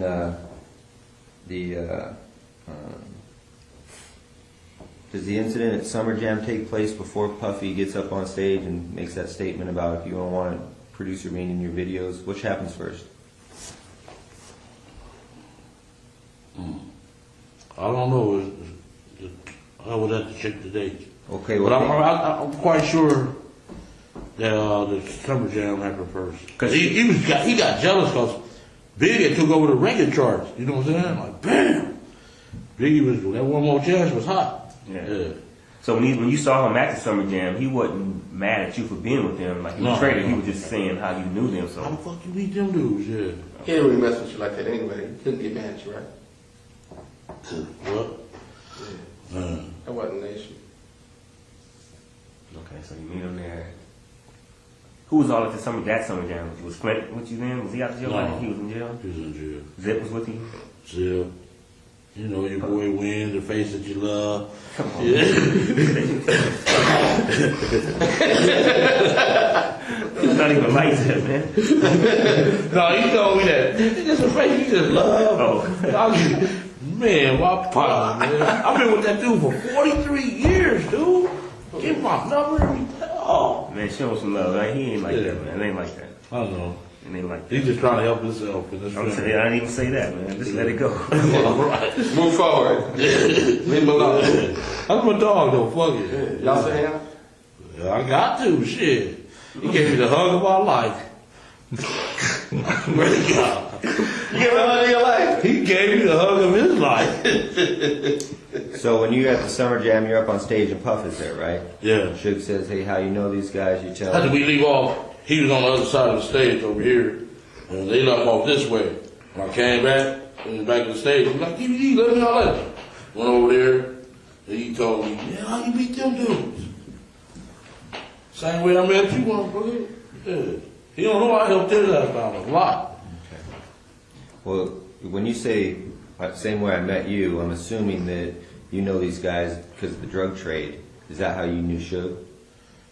No, I put in, Tell him what? man, I started that music industry. I mean, that death row shit, man. With Pat? I did the work for that shit. Man. Okay. All right. Well, we'll get to that. But that hadn't even started yet, really. Okay, in 95, you've already got some kind of little, you've got your relationship with Suge because of the money that you gave him from Pat, right? We've been knowing each other before him and Pat even met. We was little kids. Same neighborhood. No, football team, Great Compton. Okay, well, that's kind of going to be a different issue. Let's stay on track here. So after the Superfest, you say that to Suge, and then you walk off. Everything's cool. Was Puppy scared of Suge at that time? No, he was cool. Okay. Then one day, me and Zip rolling up Greenleaf, and the phone rang, and he wanted to speak to me. Like, man, you think it's cool to come out there for our concerts? I said, why not? Why you can't come? Talking about Big Boy CEO. I'm like, man, that dude ain't nothing. Come on. You got your back. This is Zip on the phone with you? No. Okay. Zip, he called Zip home, and I was in the car. Said, your boy want to speak to you. Hey, man, you think it's cool to come out there? I'm like, yeah, it's cool, man. You know, just give us like 40, 45, 50 tickets. So Puff calls Zip's phone. Zip gives you the phone. Yeah. Puff says to you, is it cool to come out there? Yeah. You said, yeah, just give me some tickets. Yeah, give us a gang of tickets. So he didn't give you no money, no security, nothing like that, just tickets. He gave us some tickets, and I brought the crew. You know, yeah. We went up there deep. They didn't show up, you know. And that's the big concert you're talking about, the tour that they were on with Jodeci and all that? This was Anaheim. This is when we brought out the choruses. So that's the Anaheim. We went about 12 deep to the one in San Diego. 12 cars? Like 12 people. Yeah. And you're saying he didn't show up? You talking about Suge? Suge, they didn't show up, no. So no problem at the concert. They're having a good time. Pop bottles already out here the whole time. Nothing else happened. No other events happened. No problems during that time, right? Right. No problem. Okay. You and Zip keep doing what y'all doing. No business or whatever. What's the next little thing that might have happened? You know, as time went by. Because by then the beat should have jumped off or been coming that way. Yeah, that's when it started. I think the boy in Atlanta got shot. Jay. That Suge partner from I think he's from Capitol Park. Yeah. He got shot. That's what really scared the boy, you know. You know anything about that murder? Did he do it? Did Suge have something to do with it? I mean, did Puff have something to do with it? Yeah, his boy shot him. So that's the truth? You know from fact or you know from hearing? I mean, you know. I wasn't here. I know you weren't there. I was from hearing. Inside stuff or just street stuff? It was lost. So Wolf did? Yeah. Dude, Wolf did kill him? Yeah. All right. There was some talk that some Southsiders were there too. Is that true? In Atlanta? No, we wasn't there. Nando wasn't down there? Nando wasn't down there? He wasn't hanging out there? We wasn't there. Okay. So Big Jake is killed. Oh, real quick, you said that Puff calls you on the phone. You tell him I need like 50 tickets, and we'll make sure everything's cool out here. And that's the Anaheim concert. Yeah. Then when you go to that Anaheim concert, that's when you guys. That's start what he fighting. said that in front of all the people. Andre Herrera, he was there. Andre who? Herrera. He was, yeah. Andre Harrell. Yeah. Who else was in that room with him? It was just them two. Hold on. Specifically, Andre Harrell, you. About 40-some Southsiders. What, from New York? Puffy, that was on the Andre Harrell and him? Yeah, Zip. We picked up Zip from the airport, Long Beach Airport. Okay, so it's Harrell, you, Puffy, Zip, and a bunch of Southsiders. And what Puffy makes kind of an announcement? Yeah, that was stupid as hell too, you know. What did you actually hear? What was the words? If the best you can remember what he says. Shit, he said he'd give us anything for them dudes, you know. Yeah. He'll give you anything for these guys' head? Yeah. Where were you exactly? He was in the main. It was like he had the Navy SEALs in one room over here. We was in that middle room. The middle room was like a living room, like a suite, and the other room was like a bedroom. We was in there shooting dice.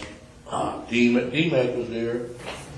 That other dude, what's his name? Trev. We shooting dice. OJ daughter. She was at the motherfucker.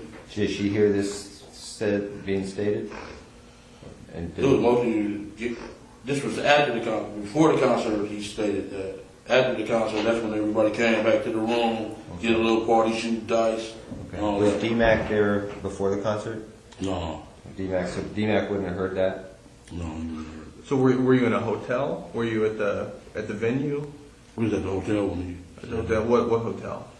That was at, Anaheim, the Hilton or something? Okay. One Sheridan or Hilton? I think it was the Hilton. So you're like in the suite at the Hilton or something? Yeah. Okay. I think it was Halloween night because she had on a cat suit. And Trish had her on the bed like, make me out for me, baby. T. OJ daughter. She was a bad motherfucker, boy. Back then. Yeah, I wanted to hit that thing. Yeah. You said there were Navy SEAls in the other room? Yeah. What for? Supposed to protect him. He was that scared of that dude. He had hired some Navy SEALs? I swear to God. Like, you know they were SEALs, or did you? He told me they were SEALs. He was Navy SEALs. And they had on their little ear things and everything. So this is after Jake got killed. So Yeah. he was on point. He was worried about something happening. Yeah. She had miles off about a bunch of different stuff. So he was scared. It was He was scared to death, yeah. Okay. Okay. And he like, man, Now, why does he, if he's got these Navy SEALs guys out there protecting him, why does he call you and ask you for protection? would you rather have some Navy SEALs or some gangsters? Well, yeah, but that's my point. I mean, if you have a choice between the two, you've got some trained gun, you know. Explain to him. Yeah. You would want the gangsters because the blood, they'll tear them dudes' ass up, man. Come on, man. They don't play fair. Yeah, tear their ass up, dog. I swear to God. You know they would. We would have went in there and beat them up if we would. Man, I ain't seen a lot of gangsters that can hit their target, man. But they don't know like we know, man. No, we would have went in that room They and don't told know them. like, you know, we know Navy SEALs. It'd be a bigger crew about me like 3 or 4 of them. No, like 40. Navy SEAls will kill I don't think they know like we know Navy Right, SEAls. right, They right. thinking they're just some guys with guns. They can go in there and shoot it out with them. Right. They would have wiped the floor with them, man. But anyway. All right. So he's got both. He's got his legit security, and then he's got his gangsters.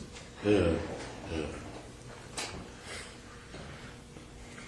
Well, let me ask you a quick question. When you guys rode, who was all with you? As far as the main crew who rode with you when y'all was, you know, with Puff, hanging out with him, or, you know, bodyguarding, whatever you want to call it. You, who else? Facey Love. You went. Me win. Corey sometime. Lane, all of us. You know, the little crew. The whole No, well, that crew that day. Who was there that day? At Atlanta? Mm-hmm. Everybody. Everybody. Yeah. Whole fucking neighborhood. Give us 5 names of people who would say, "Yeah, we heard Puffy say that." You don't have to come from. They don't. Al, Corey, Wynn, Third Rock, all of them would tell you shit. I'm quite sure they did told y'all already. Al, this is all the main crew. Was Duck there? Was Duck there? No, he wasn't there. He was still running. Okay. Bram, none of them, the G's on the other side went over there. No. It's your crew. Yeah. The Birds, right? So this Anaheim thing had to be after. This would have been after. Big J got killed. Yeah. After Big Jake, right? Yeah. That's when it heated up, huh? After Big Jake went down in Atlanta. Yeah. But just to make something clear, you said previously one time you went down there with 12 people. Is that different from That was in this? San Diego. Okay. San And Diego. that's after Anaheim. This is before Anaheim. Okay. Before Anaheim. So Anaheim was pretty much the last big concert you guys went to, and that's when all that stuff happened. As far as Puff saying, you know, I give y'all this. Yeah. Okay. Then we went to Vegas at the MGM. They got pictures and everything. Sure. Magic Johnson that gave a big party out there, and we went to that thing. Were they there? Who? Puff and them? Yeah. Okay. We smoked weed. I ain't never seen them smoke weed in the MGM like that. But man, y'all is crazy as hell. You know what I'm saying? They're smoking wherever they want? Yeah. Had the thing roped off. Yeah, that was some big shot shit. I was like, boy, y'all got, because in Las Vegas, they'd take your ass to jail for a joint. You know what I'm saying? An alpha joint. I don't know. Now, Go ahead. I just wanted to get back to the schedule. Yeah, just get the timeline in order. Big Jake gets killed in Atlanta. The thing in Anaheim happens after that. What point, if you remember, is it when Puffy takes the stage and says, "Hey, if you don't want your producer," or I'm sorry, Yeah, that's Should when get the up on beats. Yeah. when does that happen though, in relation to these other events? Because we're trying to set the stage here, and it's important we get this in order. Had that already happened before Jake gets killed in Atlanta, the bodyguard?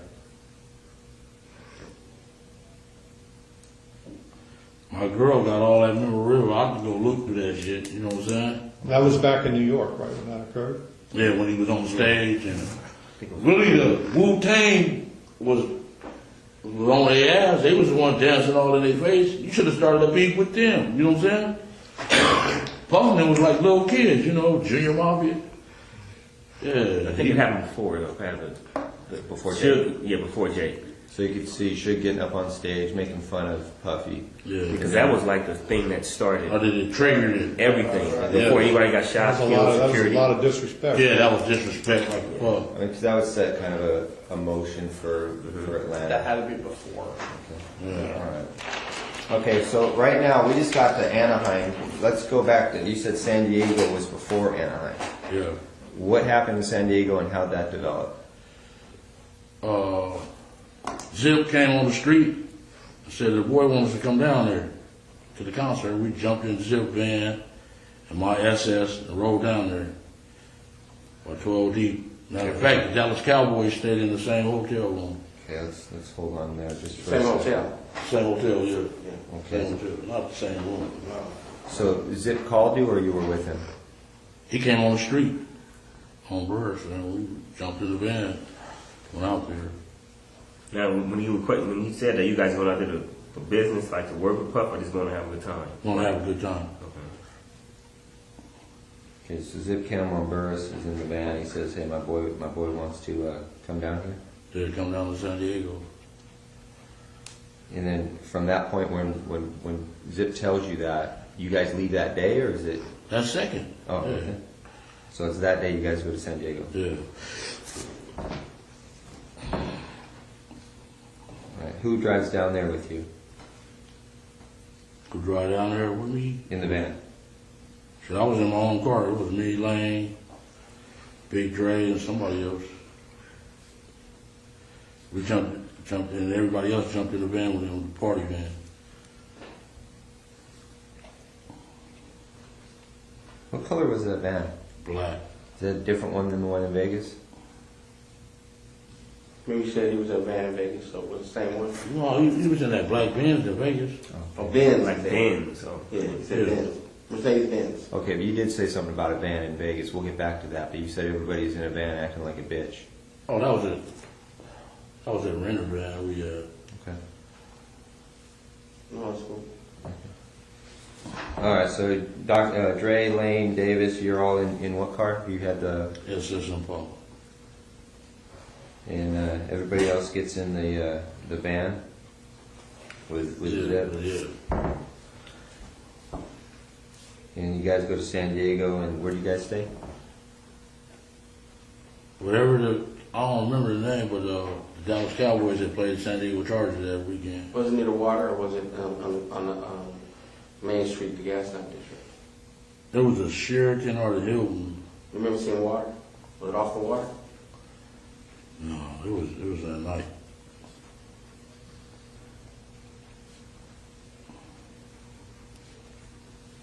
That'd be a nice place. Cowboys are staying there. Yeah, that was my team. Yeah. Well, that should be easy. There was a lot of girls who were in groupie business. Yeah. Okay, so you and Zip and the rest of the crew down there. You run into Puffy at the hotel or at the concert? We ran into him at the concert, then we went to the hotel after the concert.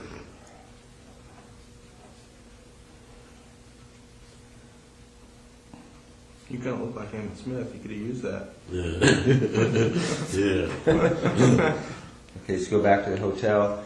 And what discussion regarding Tupac and Shakur? What happens there? I don't think he really discussed it then. Going in, we was in the room smoking weed, and the little total brawl. What's her name? Keisha with with the pamper thing, set all of them lap. We just having a good time that night. Okay, so no discussion about, I just want to ask a question, I'm curious. Who paid for y'all rooms when y'all was there? Like when y'all go to the hotel, he already had rooms for y'all? No, I don't pay for it. We had money, man. Them Oh, dudes, y'all was paying y'all stuff? so they were just getting started, really. Oh.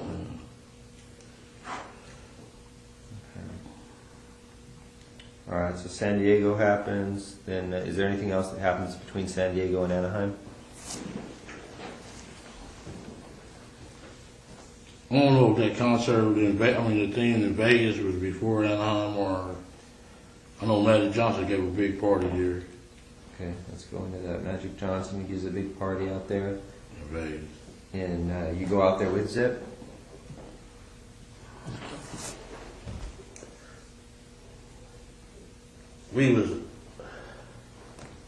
We stayed in Treasure Island. That was the Holyfield and Douglas fight, was it? Was it the Holyfield Douglas fight?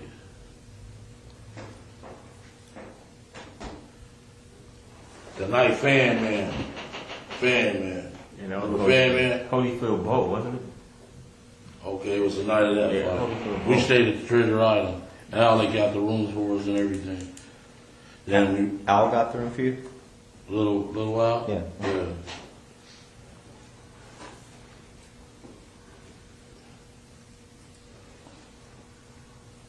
Then we went and met him at the MGM, him, Zip, and him, Biggie, all of them was there. Okay. Lance. I'm sorry. When's the first time you met Biggie?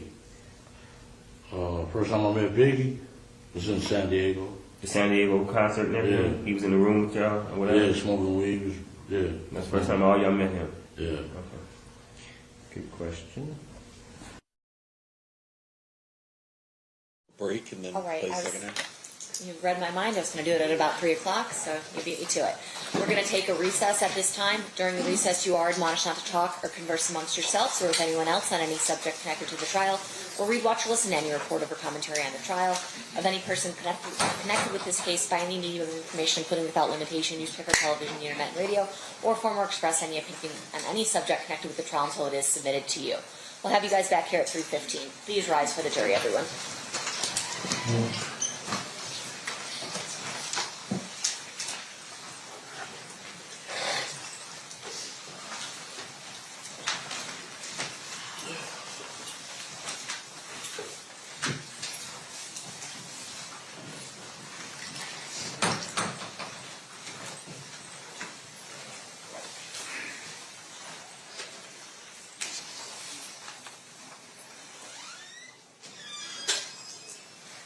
For the record, the jury has exited the room. Will be in recess.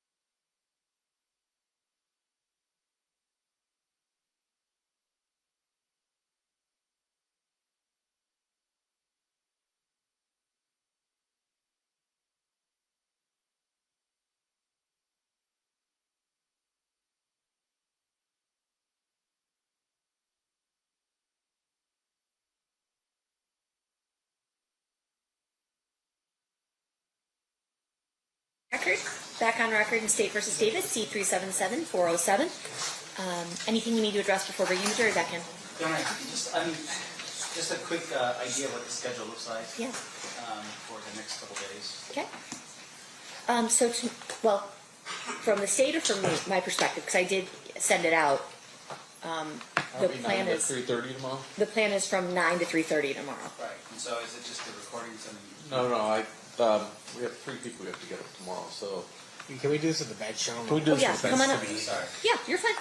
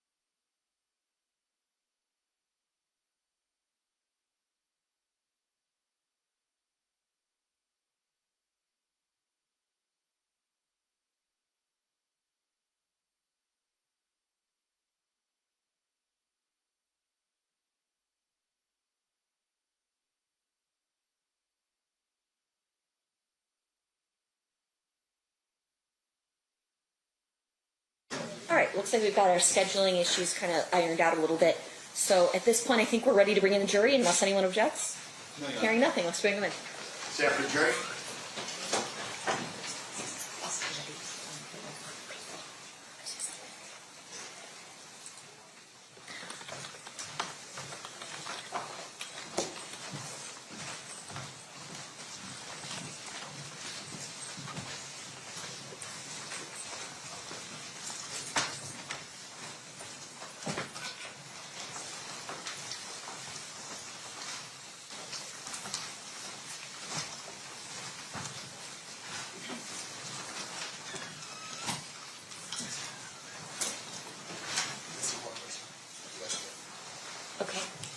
We have one juror still in the restroom, so everybody can be seated, and then when our other juror comes in, just rise for him real quick.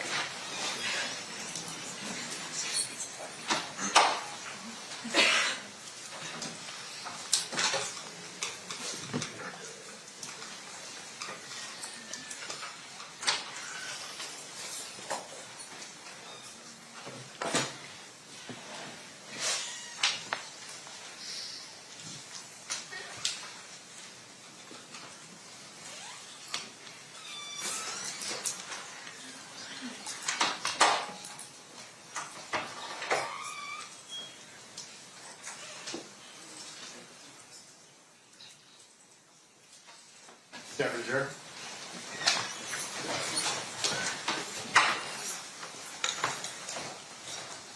So the party stipulate to the presence of jury. Yes, Your Honor. You may be seated. All right, it looks like we're still in playing Exhibit 117. State, you may resume at this time. Thank you. Okay, so the road got you guys the rooms at Treasure Island? Yeah. Okay, and it's Magic Johnson party you guys to go to. It's a Holyfield fight. And you remember it? Who's fan? Family guy Came down in the ring. Remember parachute? Yeah. Oh, yeah. Yeah. To the ring, got beat down. Yeah, they beat his ass. Rock, Newman them beat him up. They beat him down. Yeah. Ooh, boy.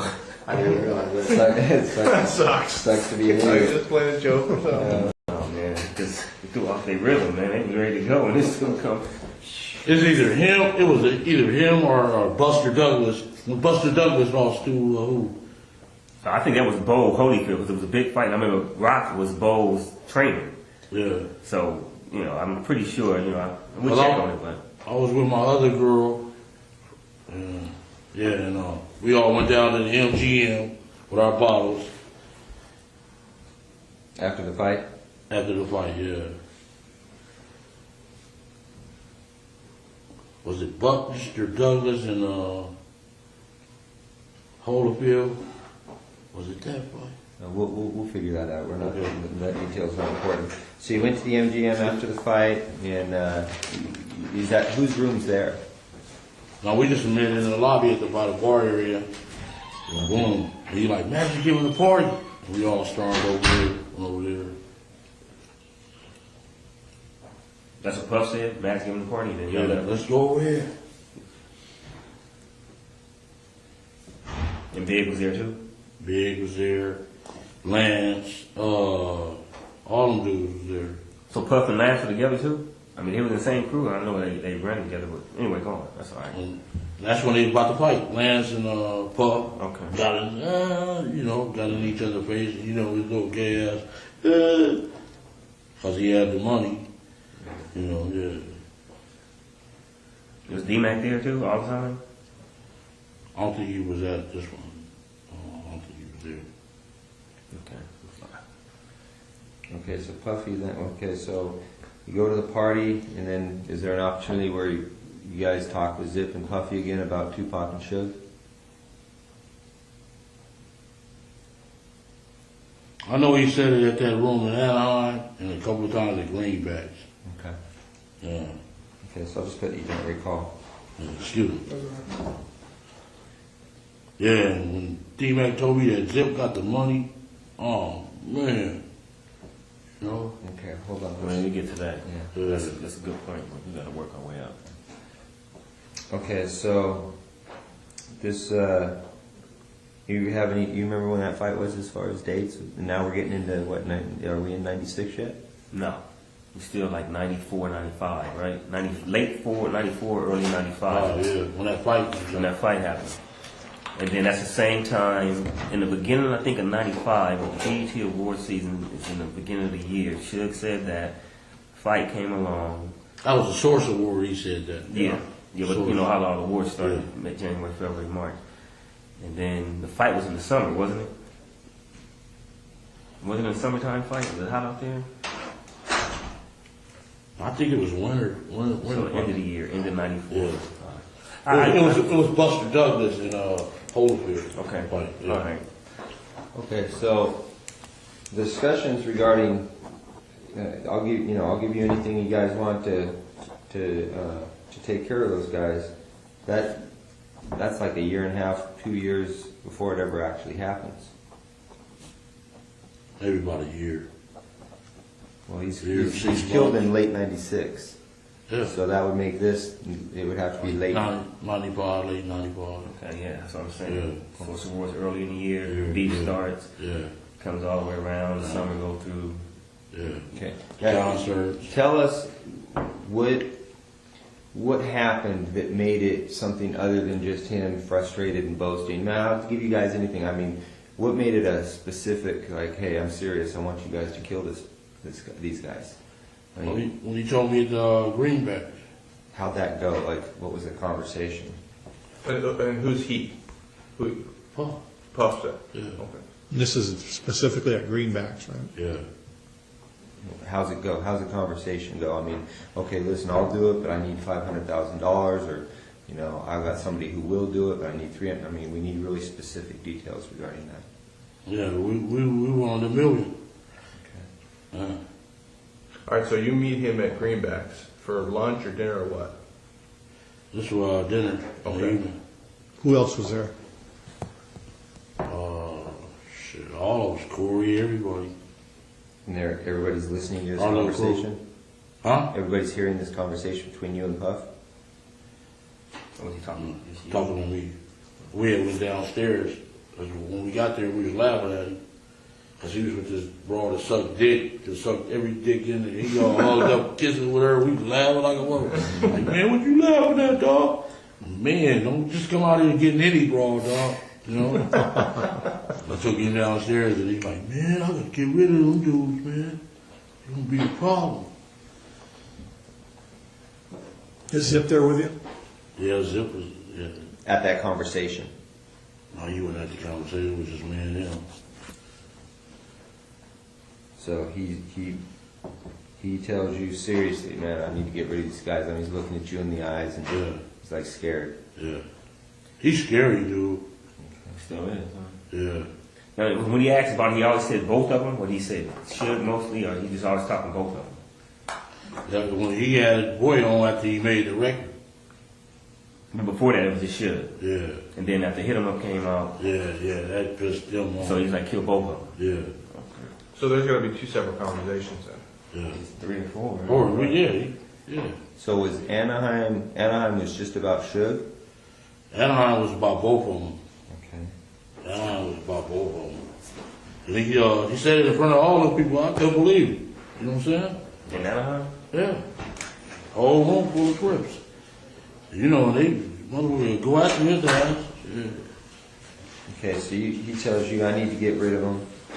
At Greenbacks, you and him down the stairs, and you tell him, I do it for $1 million? Yeah. Then when that shit popped off, he Zip like, shit, this y'all perfect, you know. Yeah. I'm like, man, we ain't got no pistols. He came over with pistols. Okay, so he says, you tell him we'll do it for $1 million, and he's like, okay, I'll do it for $1 million. Yeah. He agrees. You shake on it or something like that. Yeah.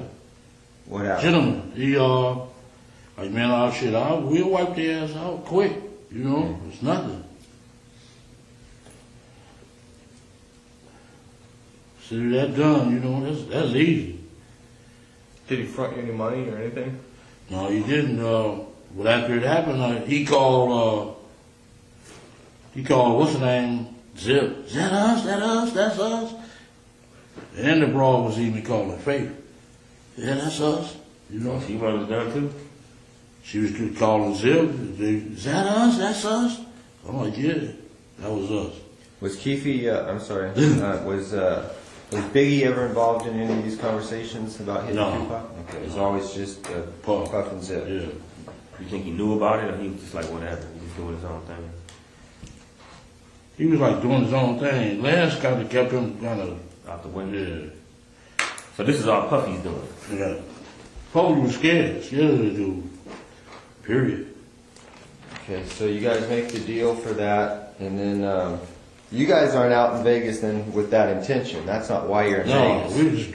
we've been going to the fight since Pat days, you know, the 80s.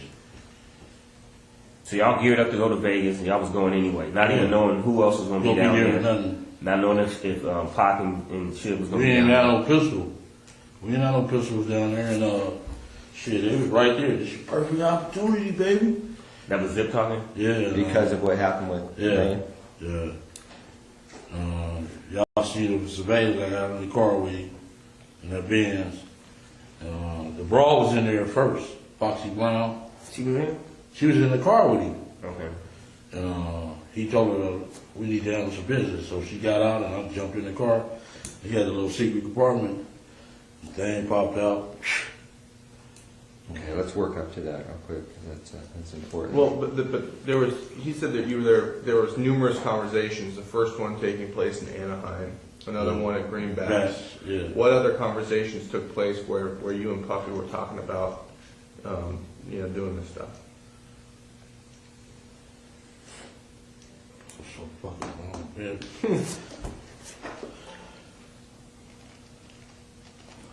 So just to jog your memory, you're down in Anaheim. Puff gets up. He says, I'll do anything to get rid of these guys. Everybody kind of, cool, that's cool, whatever. He takes it to another level. He's more serious. You meet him at Greenbacks for dinner. You guys step off to the side. He talks about, hey, how much you want? I'll give you $1 million. Yeah, we went downstairs. You say, cool. Yeah. Consider it done. All right. Now, what conversations between Anaheim and that conversation, or that conversation and the incident? Any more conversations in there about getting it done? On the phone or in person, either one. Does it ever call you on the phone? No. I know after it happened, he kept calling, that us? Yeah, that's us, motherfucker. Yeah. Did Zip ever try to push it like, hey, the boys still talking about, getting this done? Yeah, he just said that's our perfect opportunity. That's it. But in between, he never said nothing like he was trying to, almost broker it. Like, yeah, I talked to Puffy, asked him, y'all gonna do that still. No, he didn't say that. Who brought up the amount of $1 million? Shit. He did. Puffy did? Yeah. Okay. Was it you?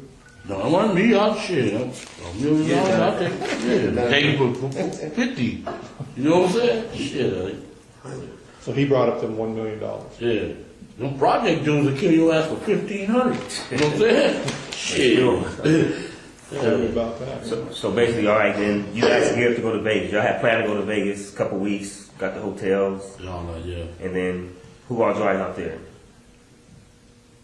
All you guys is. All of us, yeah. Zip, we had left from Greenbacks. Give me 1 second.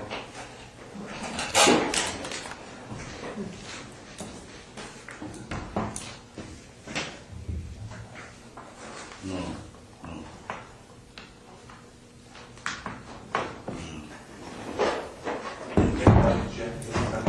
Okay, so y'all, everything good? Yeah, everything good. So y'all geared up to go down there. Y'all caravan down there. Yeah. How many cars? We went to Greenbacks. It was me, Zip. It was Zip drove that van. Kevin drove that van. And I drove Kev? Yeah. Okay. And I drove what was that, a Malibu or something? Not a Malibu, but a Century. What's that, by Buick? Buick Century? Yeah, I drove the Renner Century. And y'all left from Greenbacks like about what time? A couple days before? Maybe about, was it a Thursday night? I think it was a Thursday night. We left from there. Fight was Saturday. Okay, it was probably Friday we left. Friday evening when Zip looked like he got picked up by a helicopter as fast as he got there for us, so once we got there, started kicking it, partying and all that little shit. Y'all staying at the Monte Carlo? Yeah. Okay. And who got the rooms for you at the Monte Carlo? My wife, it was in my wife's name. Okay. Y'all pay for them? They had comps. Lane had comps at MG, not the MGM, but Excalibur. Because of gambling? Yeah. Okay. I'm sorry, Greg. No, that's all right. I got thrown off track for something. We were in Greenbacks. They have the discussion, everything. How long before you guys go to Vegas is that? I think this is another time at Greenbacks or the same time that Puffy said he, you know, This is a different time. That's our headquarters. We meet there. Okay. Every time they come out, we meet. So Puffy had said they agreed to the $1 million, and then that Friday before they were going to Vegas, they met at Greenbacks with Zip. They caravan from there on that Thursday, that Friday night. Okay, so there's another incident. You guys meet at Greenbacks. That's when we go to the fight in September '96. Okay. And you leave from Greenbacks to go to Vegas. Yeah. And that's when Kevin's driving the van. Corey, Detroit, the dude from Detroit, Tracy Session, Wynn, all of them was in that van. Me and my girl was in the Century. Zip rode with somebody else. Who's driving the Cadillac? Lane and them didn't come to the next day. They came on Saturday? Yeah. Now, what time did they arrive on Saturday about? I know I'm getting ahead of it, but just trying to clear it up real quick. They rode about 2 or 3 o'clock. Okay. And who came with him? That whole crew was in the car, nobody else? Nobody else. Just those three? Minus the people minus you? Dre and T? Yeah.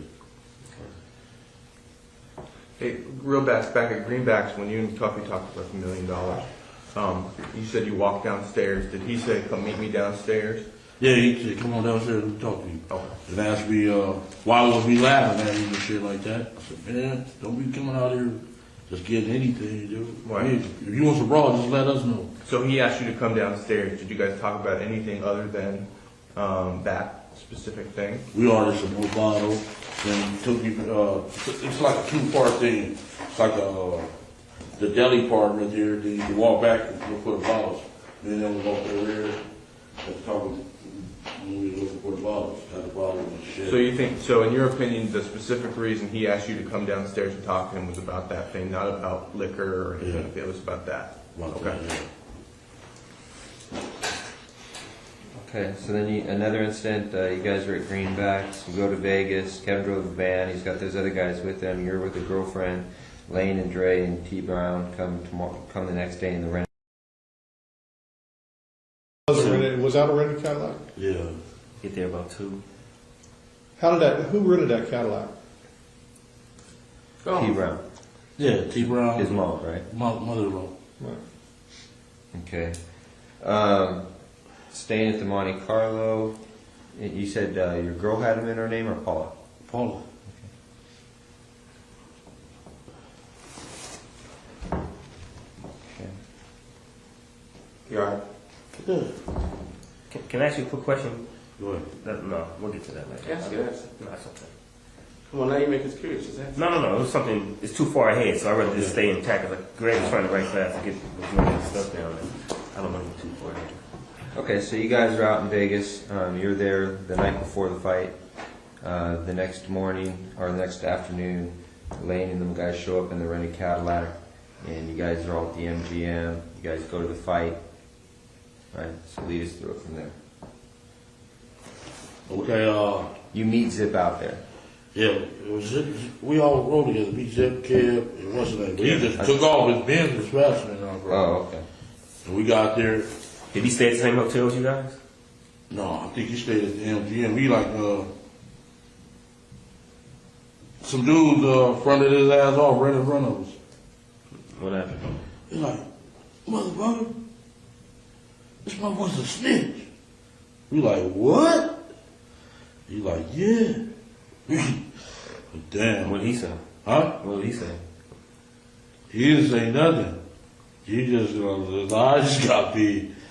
Then the next day, we got our tickets from the little dude named Shorty. He from 60s. Shorty from 60s. How did he get the tickets? To the fight? He's a scalper. He be at every anybody can get tickets. He be at every event. When I was in prison with him in Soledad back in the days, and he was a little youngster, and he started selling tickets, scalpers. We went and got our tickets. Woo. And our tickets was like separated. Lane went in, everybody else went in, and boom, we went to eat. We was eating, and man, they came and said, they just beat up Lane. What restaurant were you guys at? Were you at? You remember? You was in the hotel lobby? We was in the hotel, yeah, Yeah, at the MGM at the restaurant. Was it the cafe up there or something? It ain't Yeah. a chance. Huh? Went to eat after the fight? Yeah. How come Lane wasn't with you? Cause we, the scappers had different locations on the tickets. You couldn't get them all in one place. Yeah. So you got separated. He went his way after the fight. Yeah. And he got caught up over there. Then Yeah, we was ordering our food, and they like, man, Lane just got beat up. I'm like, Where was Zip at that point? Zipner was in the lobby part where you register. That's where we ran into them. Him and Richie Rich. I heard of him before. I know. he's an older cat, right? Richie Rich? Yeah. Nah, he probably like 43. New Yorker? Yeah. Yeah. Was there a redheaded dude there?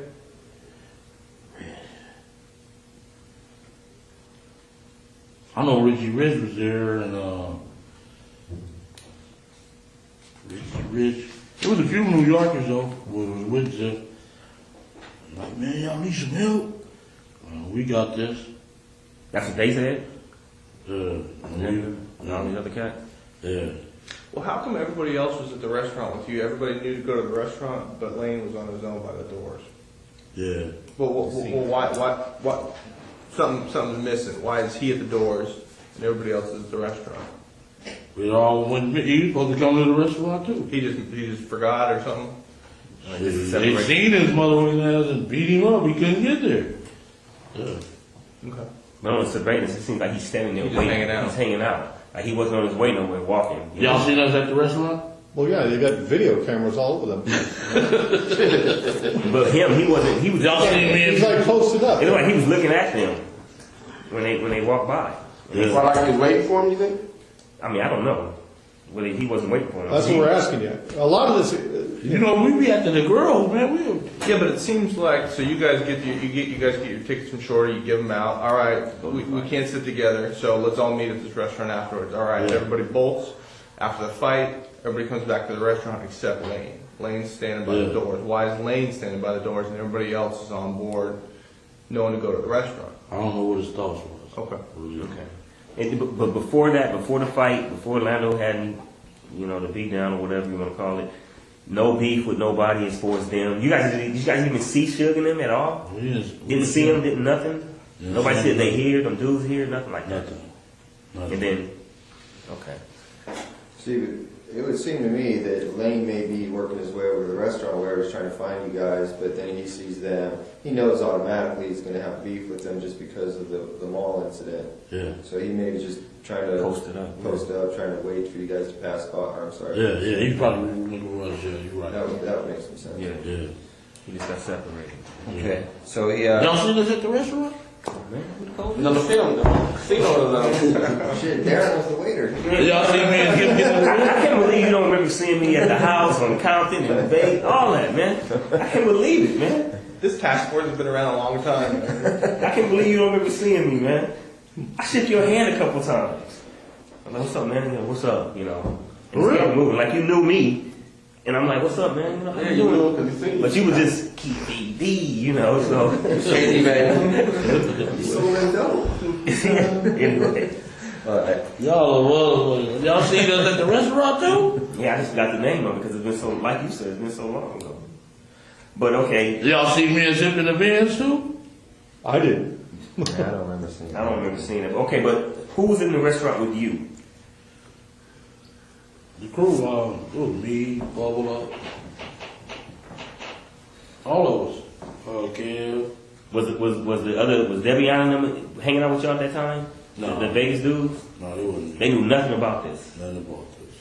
Y'all didn't hook with them at all. Nobody, Qatar, Carol, KC, whatever his name is. None of them dudes. Y'all didn't hook up with none of them from We Vegas. seen KC down there. Okay. Well, we didn't see Doug Carr, the other boy, Chin. Okay. Where did he go? Huh? Damn. T.I. Yeah. He just got dead about 5 months ago. From victory. Okay, so Richie Rich and Zipper in the lobbies with some other New Yorkers. You guys read, blah, blah, blah. Lane gets into a fight. And then Zip and his boys are like, y'all need any help? The East Coast asked us first. And my boy. Who? And One from Paramount, man. Oh. Yeah. Oh, Anthony? Anthony Trent. Yeah. He was down there? Yeah, he asked me, y'all need some help? We like, no, we good. Did Treggs hear any of the conversations between you and Puffy? Was he there for anything? Who? Treggs. And. Yeah? Yeah, the one you talking about right now. No, he didn't. Did Did he? he? Cadillac? Is that Cadillac? Yeah, the one. Yeah. Yeah. Was he there for any of the other conversations or anything? No, the Cadillac was Reed. That's true. Oh, that's Trevor, yeah. The other one was. Ant was the other dude that came with the other car. That's right. He was there. We seen him first. He like, he jumped on lane. Ooh, what's up? Y'all need us? We like, no, we cool. Then we ran into Zip them in the lobby. That was the light-skinned kid that stopped us to talk. That was Ant. When y'all was watching, he stopped us to talk to us. And we met Zip them in the lobby. We went all out to the parking lot to get the cars. Okay, let's stop right there. The whole crew? Yeah.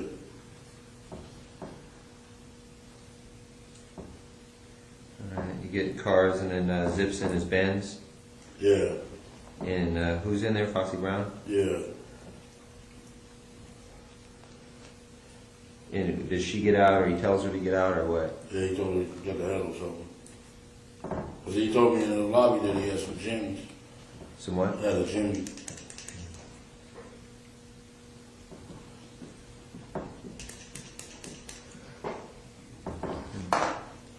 You need one? What's that?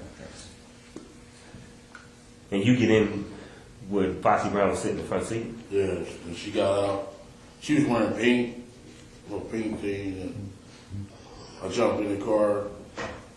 He gave me the jimmy. Who was Lane and all them? I'm sorry, Greg. They was waiting on the cars. So they was in the valet waiting for the cars. You had already gotten in his car. And hold on a second. Where does he get the gun from in the car? A little secret compartment. Popped up. Pop up, yeah. In the armrest? Yeah. He gave it to me.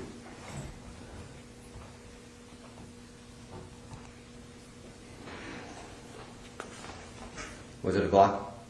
Yeah. 40? Yeah. And I ain't ever told nobody that story, man. Doesn't it feel good, man? Get it off your chest? It's been weighing you down, man, for 20 years. I don't know who. Can I ask you one question though? Oprah's going to be like, Mr. Davis, we really appreciate it. And then you give me like this. Read my book. Hey, I just want to ask one thing though. One thing. Y'all heard that story before though. Before I told you. Not that part? No, never heard that part before. No, I haven't. About Zip? I knew about Zip. You know about Zip. Gave the gun? We Done that. Yeah, but not about the pop-up thing. Pop up. Little particular things in between. But we're on track. I'm just saying y'all knew. We knew Zip had given the gun, but we didn't know that you went to his car to get it, so. Stuff like that. Let me tell you, This dude punked me though that morning in the garage though. I ain't gonna lie. He got me good, dog. I ain't gonna lie. You gotta pray me good. He good. He like, well, that's some shit gonna break your heart. Gonna break you to your knees. That's what bothers me. That's what got me, dog. Other than that, I would have went out hard. I'm gonna lose my house. Fuck them. You know what I'm saying? Yeah, but that got me though, dog. He said, "God, shit gonna break your heart. Gonna break you to your knees."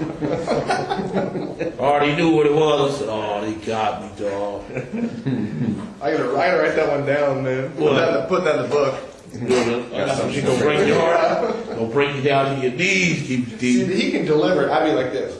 I got some shit that's gonna break her. It wouldn't just sound right. You got me on that, dog. Other than that, I was like, fuck, y'all. I'm gonna go on in, man. Because I am you. I know how you think. I'm from the same place you from. Oh, so I know kind of what to say. Where you from? You from the We neighborhood? won't even talk about that. you don't even want to know. You so proper, man. You know what? That's called education a little bit. Yeah. So proper now. You got me on that one, dog. Then I said, break my heart then. And I thought about it all over that week. I said, oh, they got me, dog. They gonna give me the death penalty. Yeah, man. Yeah. It was a little stretch, man. Get him in the stretch. But okay, will we agree? Okay, so we get the gun out of the armrest. Zip gives you the gun. It's a 40.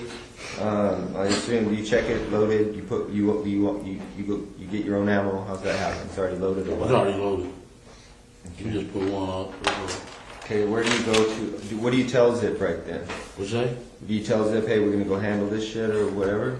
Yeah, they asked like, do y'all want us to come? We like, we know where them motherfuckers at. They was telling us that they gonna be at the 662 club. Who was saying that? Everybody. Everybody out there? Yeah, everybody. They give us a concert. Well, how do you know that Zip's got a gun? Does he tell you? He told us in the lobby when I met him in the lobby. I got one. Did you ask him? Do you have one, or he just tells you, okay, I got one? Yeah, that's when they asked to do. We need some help. I got some Jimmy. Like, yeah, okay, cool. All right. But only one he gave you. Yeah, and so KC went to go get some guns, but he never did get back with us. So it was a lot of people out there and asking you guys, Southsiders or Lando, like Trey and who else? Just the East Coasters asked us first, the East Coast Crips. Then the New Yorkers asked us. That's it, okay. We like, we don't need y'all, we good. Yeah, okay. Then you get the heat, you get out of the car with Zip after everything. What do you say to him? Like, man, we're gonna handle this? Like, yeah, we're gonna go ahead. He's like, yeah, it's your perfect time, you know. Okay, then you jump out of the car, and then what happens? I got in the van with the busters. You know what I'm saying? Who's in the van? Where do you put the gun? What do you do with it? Put it in the thing. Yeah. Yeah. Okay, so Keith, you get in the van with who? Corey, Wynn, Kev, Wynn cousin Tracy Sessions, and some dude from Detroit.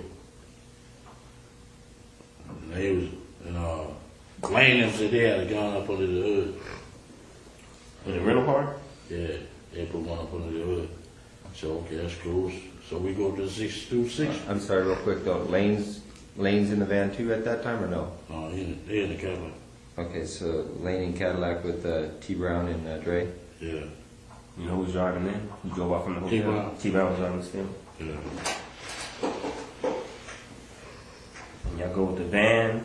This is 2 cars. Go to 662. Yeah, the van and the Cadillac. Go to 662. Yeah. I'm sorry, go on, Grant. So when you guys leave the motel after you get the gun from Zip, you guys never go back to your rooms to discuss anything or anything at all. You go from the MGM, or I'm sorry, from the MGM out on the hunt for these guys. You guys never go back. We went drop the girls off. Me and Lane did. At what point? Before you met with Zip or after you met with Zip? Well, that's a long time. I know I gave Paula money to go gamble and rush. I don't know what rush. That was Lane's girlfriend, Rashid, or whatever, Yes. Rashida. Yeah. I know I gave Paula the money to gamble on, but yeah, then we went looking for them. We went Just the 2 girls that you got. That's what you're saying. You said the girls. Just those 2 girls, or just a lot of girls who were out there. Just Rashina and Paula. There was a few girls out there. Okay, with them, their whole crew. Yeah, their crew. Okay. And I gave her money to go gamble. Boom. We get in the car. We get in the fucking van. Go up to the 626 club. And Corey, they gonna kill us, dog. You know that motherfucker. You know, got the police killing motherfuckers and all that. Man, you crazy. And fuck, dude. I know dude since we played fucking football. He's a bitch. You know. They got you scared. Did you get in the van in the valet area of MGM? Yeah. Okay. Who was driving that van? You probably already answered that. It was either Kev or Corey. Okay. And when we went up to the 626 club, they didn't show up. We waited about 15, 20 minutes. They didn't show up. So it was like, let's go get some liquor. We stopped at the liquor store. I got out the van with their ass and jumped in the Cadillac. Them motherfuckers buster, they scared. Where was the liquor store at? What's that street? It's a highway. What's that big highway there? Las Vegas Boulevard? No, not that one. It's east of it. Oh man, Highway. what's the one that runs behind all the hotels? It went Craig.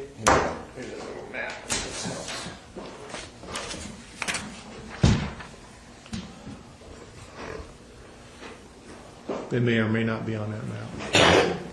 That's kind of just the intersection where they kill him. Yeah. This is east of this. Just a little liquor store. Yeah. It was a little, what was it, 7-Eleven or something? Real close to the 6265? Yeah. 6265? It's a big highway. It's in Merlin Boulevard. One of them.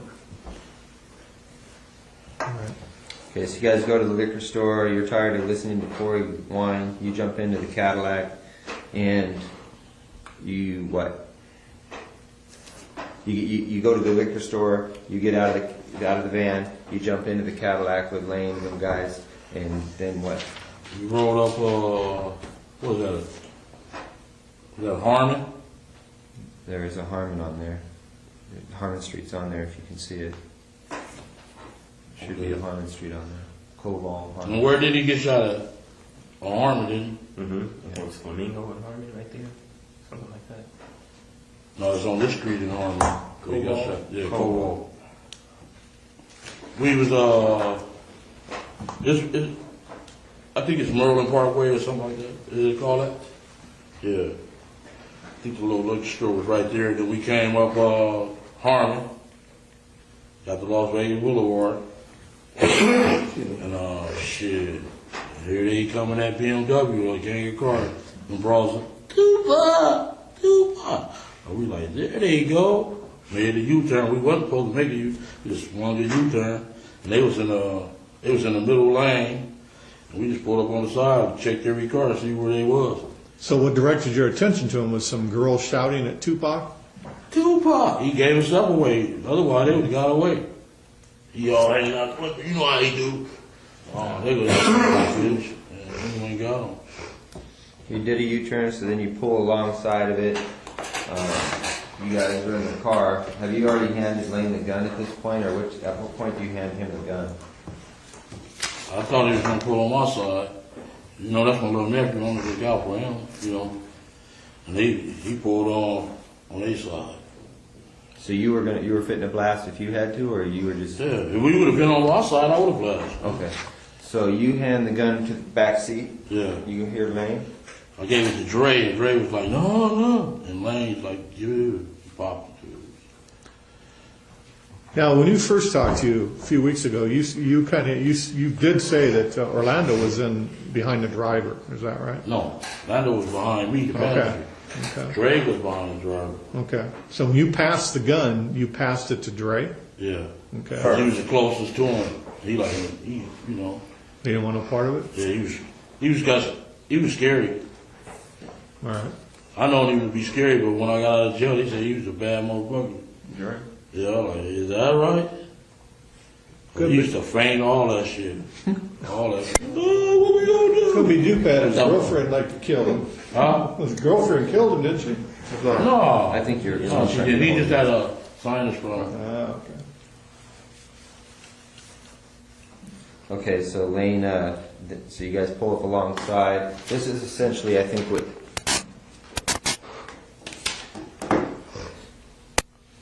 Yeah. You guys pull alongside, that's essentially what you see. Yeah. So you had But he had the window open. The window down. Oh, was it tinted or no? Or No, he had the window up. Okay. So he wasn't out yelling at the girls at that time? No, he was there, rolled back up the window when he went on the street. Okay, Lane starts blasting. You say Suge looks over, he sees you. He looks right at you. Yeah, he looked at him. Okay. Why are you looking right at him? Fucking known each other since we were 7, 8 years old. When he looks over at you, and then, Tupac's busy getting shot. Evidently, the story is Tupac's trying to either get out In of the line. back seat or something. Yeah, what do you see happening inside of their Jumping car? in. I seen a bullet going Suge head. I thought he was dead. You see his He wasn't head? scraped, something in the head or something. A piece of glass went into his neck right here. And he had a thing in his head. Yeah, a little grade. Yeah, he got a grade on his Yeah, I thought he was dead. Okay. So, I'm sorry, did you guys stop the T-Rail, the Ebola stop the car and just let him get off? Yeah. Then we made the right. Okay, but he stopped what you said, while he boom, boom, boom, got off, then he took off. And we made the right, and some bras in a sea breeze was following us. Stupid bitches. And we shot their window out and they stopped. So Tupac's trying to jump in the back seat. And what Suge doing? Just ducking? Ducking. He couldn't really duck because he was too big. You know? Yeah.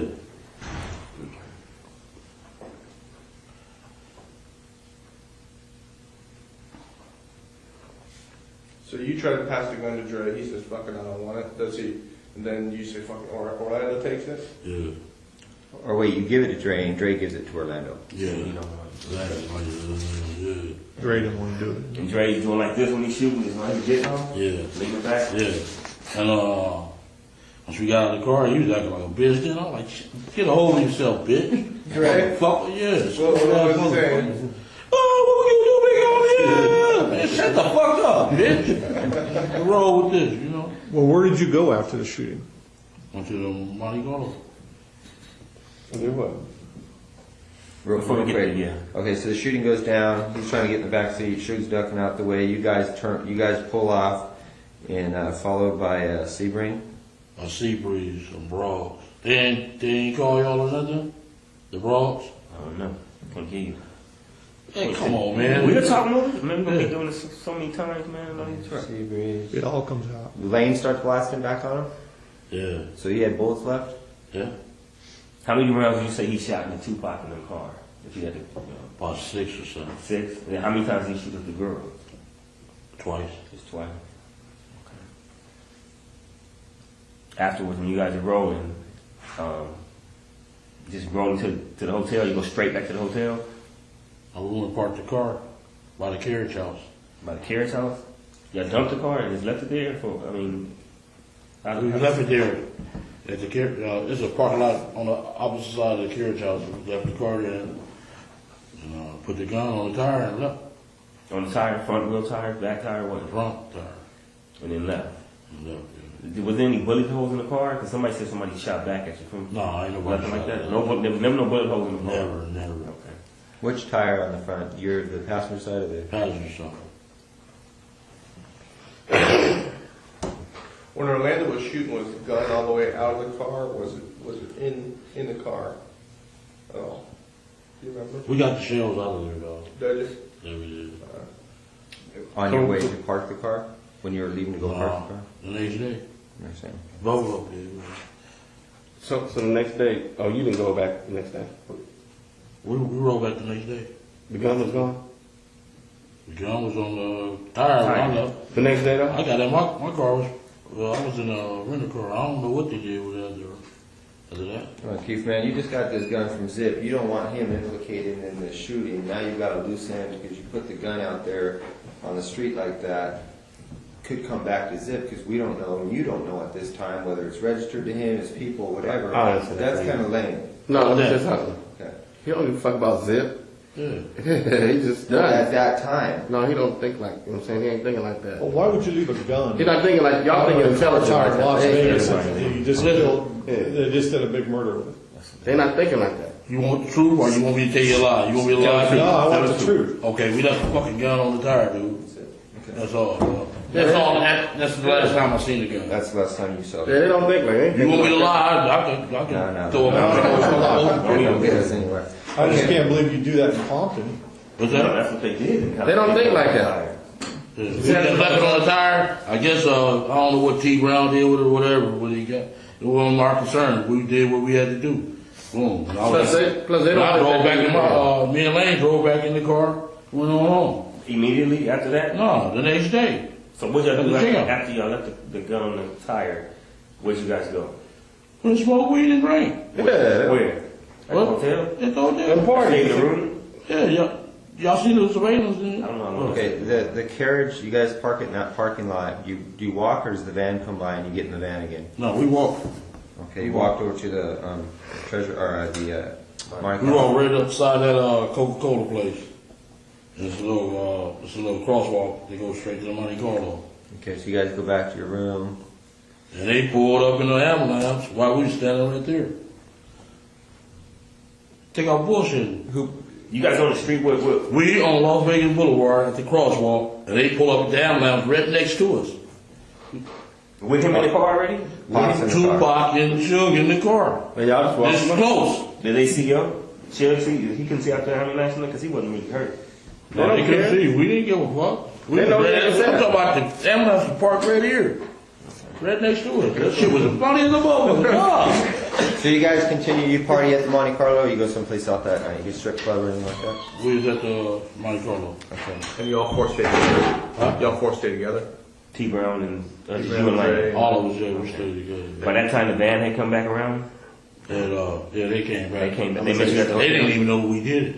Y'all didn't tell them nothing. Y'all just act like nothing was going on. Nothing was going Let me say on. something real quick. It's weird. I know how, like the way Greg probably said, it's like, y'all just did this big thing, but to them, that dude's nothing. Yeah. Y'all don't care about him. They act Yeah. like, yeah. Not They don't just y'all, act like he's a shit. big thing and nothing. They like, he's nothing. He's dead. And when we got back, the war broke out.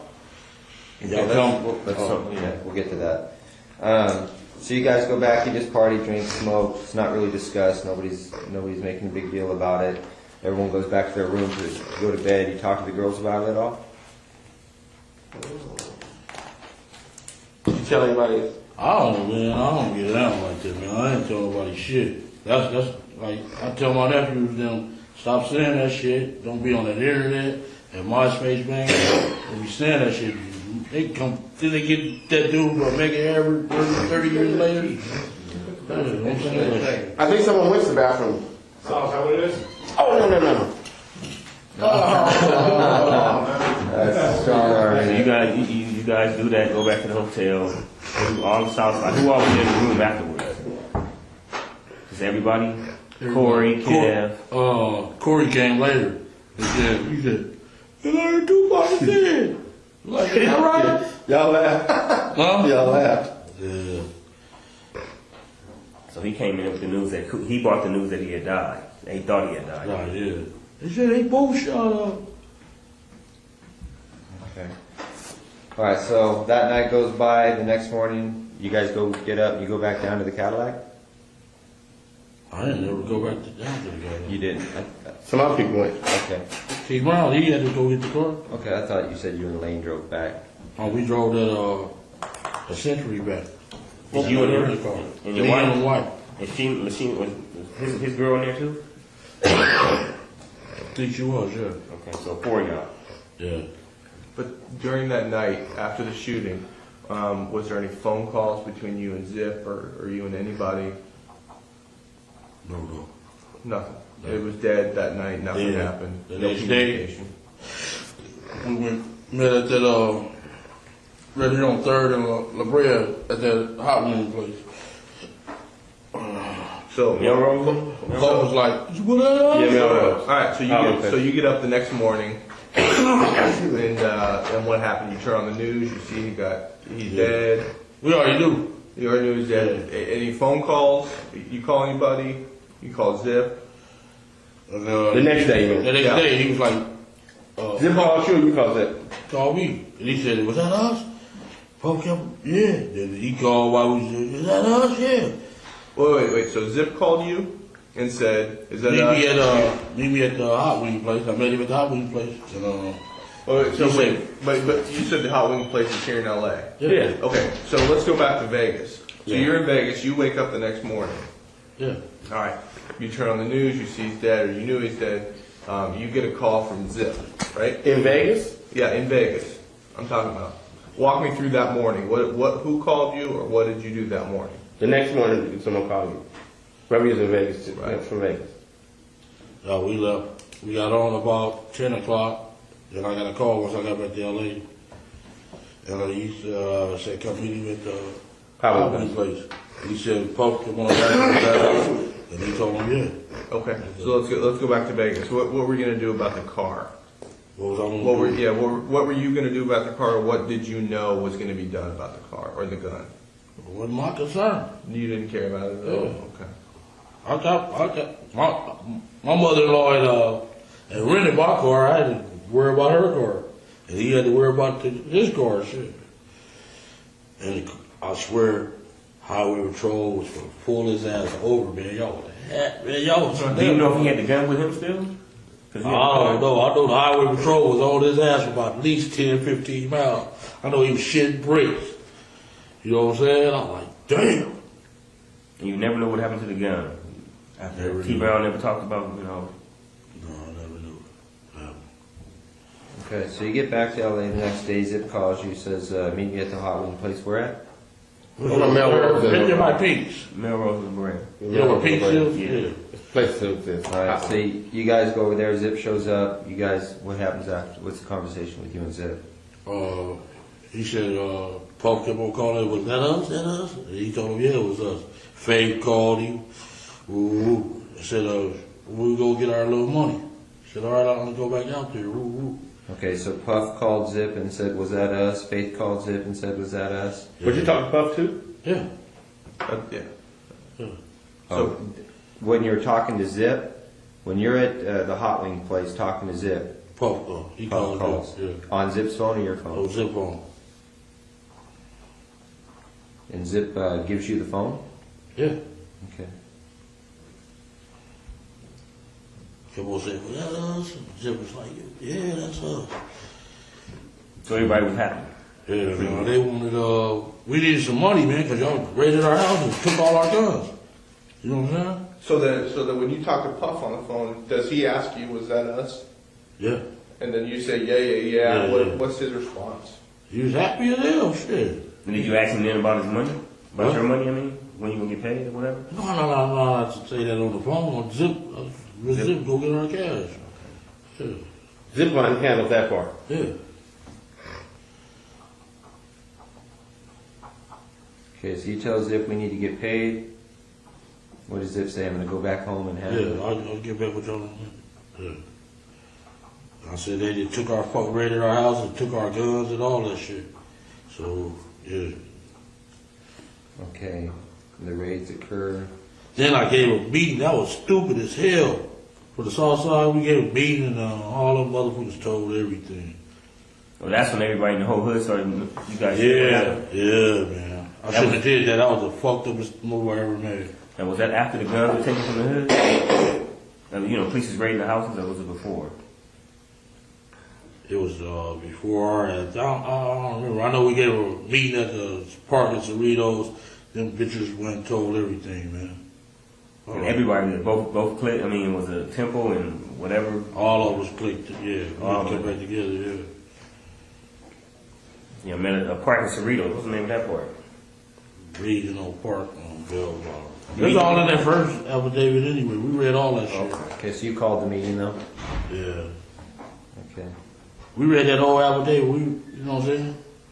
We know what's up. So you called the meeting to discuss the incident? Yeah. Okay.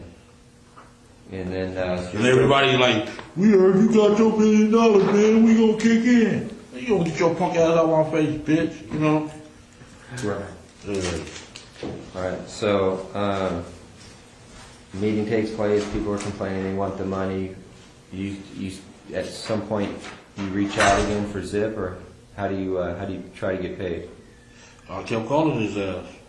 And, the next time we seen him was where was his ass at? Was he avoiding you? Yeah. We met him at Roxbury. On purpose? You ran into him, or you guys had a call? We had a meeting. Who set that up? I did. So you called Zip. You finally got a hold of him. You told him He said I'm back out here. Meet me at Roxbury. That club on Sunset. Yeah. And they were shooting pool, and them Don Woo Riders ready to beat their ass. Who's they? Zip and who else? Zip, D-Mac, who was that? Fleetwood. Fleetwood? Yeah. Do they hang with Flint? Yeah. Was Flint out by then? No. Okay, then y'all meet, and then what? We meet? Now, when you have a meeting, is D-Mac and Fleetwood all of them there with you guys? No, it was just me and him. I was talking to him. What's up with the cat? And he ain't gave it to me yet. And D-Mac told me that shit. He said, man, Zip got that money. He like, huh? He didn't tell you that night, though, because you thought he was still trying to get the money, right? Yeah. I'm talking about he told me this past summer. And they fell out behind all that shit. When you guys met, at the Roxbury, how long, how much time passes before? I'm sorry. After that, after Halloween place?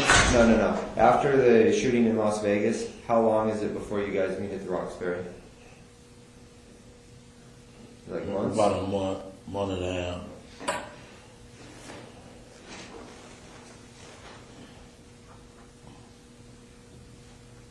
And so he tells you that Puffy hasn't paid him yet, right? Yeah.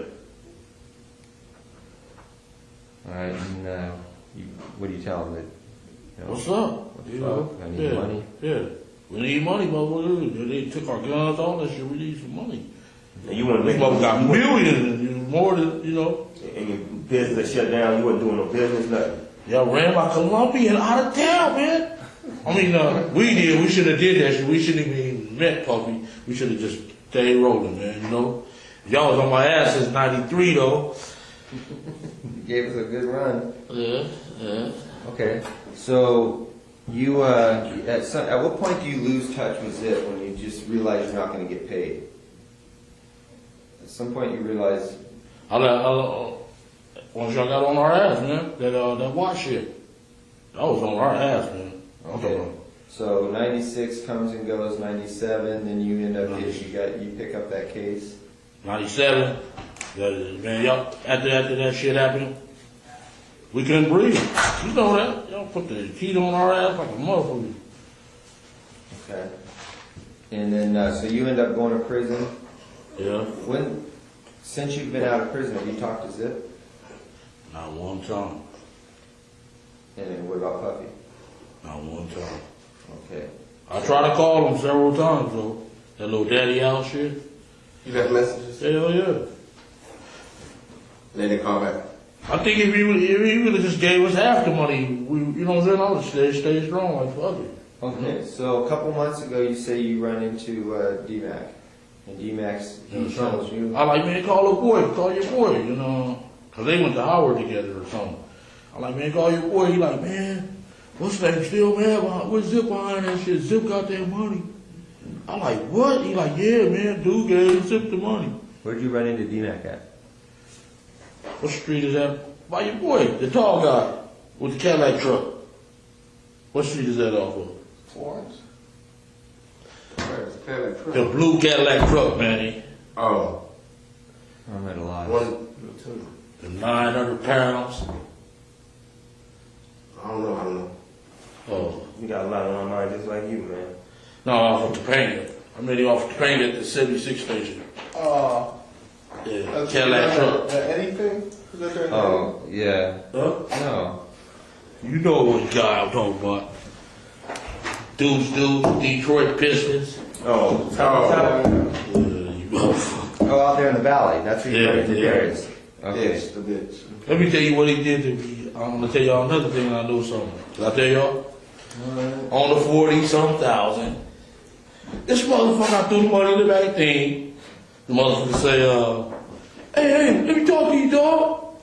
I went over there and talked to him, and here y'all come. I said, this motherfucker, I'm up on all that shit, dog. I said, this motherfucker got my money cracked. As I was thinking about it. He said, man, let me talk to you. Man, if the police hanging out in front of your house like that, I'm like, yeah. I said, man, that sound like the Fed. He like, yeah. I'm like, yeah.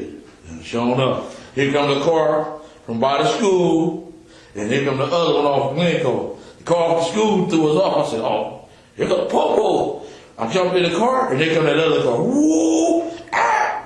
Stopped right at me, man. And grabbed him, and he like, man, I got a gun. I'm like, you going to jail, dude? And he like, yeah. Dude, handcuffed his ass, put him in another car, and let him go before us. I said, oh, that motherfucker snitching, man. Tell you, I'm up on all that shit, man. Y'all shit is easy, though. I swear. Yeah, they handcuffed me for it. Huh? There he go with his gun. I said, damn, what he need that for protection from me? That's a cold shit, boy. Well, let's get back to. Okay, you run into D-Mac in the valley. a couple months, 3 months ago. Yeah, in like August, summertime. Talking about this year? Yeah. And you tell him, hey, call your boy, call Puffy. Yeah. And he tells you, And Zip got paid. They fell out behind that old shit. Plus Big got killed. I said, shit, I better not see his ass. okay, they fell out behind what? Behind the money.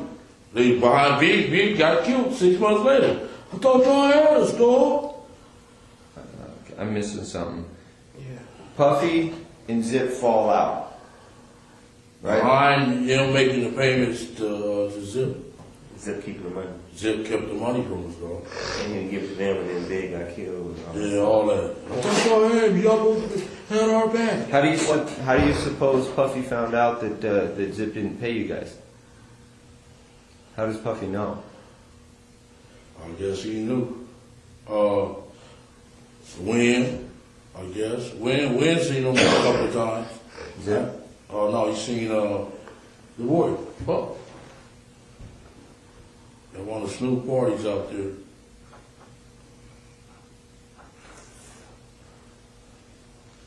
In New York? No, it was at Snoop house. Oh, in Long Beach? Claremont. From his house, and his house. Yeah. They all on pictures and everything. He came. I said, man, you didn't call me? No, dog. I thought you gonna answer this. Motherfucker. I said, you get the number? You got the number? We call. Motherfucker, you know what I'm saying? Well, I want to see his ass, man. Give me the jewelry and everything, you know? Stupid motherfucker. Okay, so Zip doesn't pay you. Puffy's pissed off because Puffy did make the payment. You have any idea what amount of money Puffy paid? D-Mac didn't say it. Okay, so D-Mac tells you they fell out beyond that whole thing. You think that Win had probably talked to Puffy about the money at one of these Snoop Dogg parties? I said he didn't. He just gave him the number. I heard TV out. Ooh, we go the number. We called him up with a number. Phone off. Puffy gave Win his number? Yeah. I said, you let him give you a number? That was so stupid. Why you get the jewelry? Let me all, you know what I'm saying? Collateral. Yeah. Okay. But you left a message when you get the number? What? You called and left a message?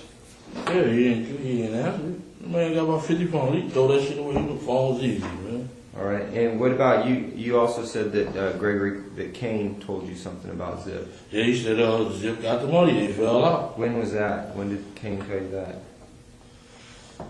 When did I get out on that violation? That was 2005. Kane's name is Gregory. Yeah. How about Pete?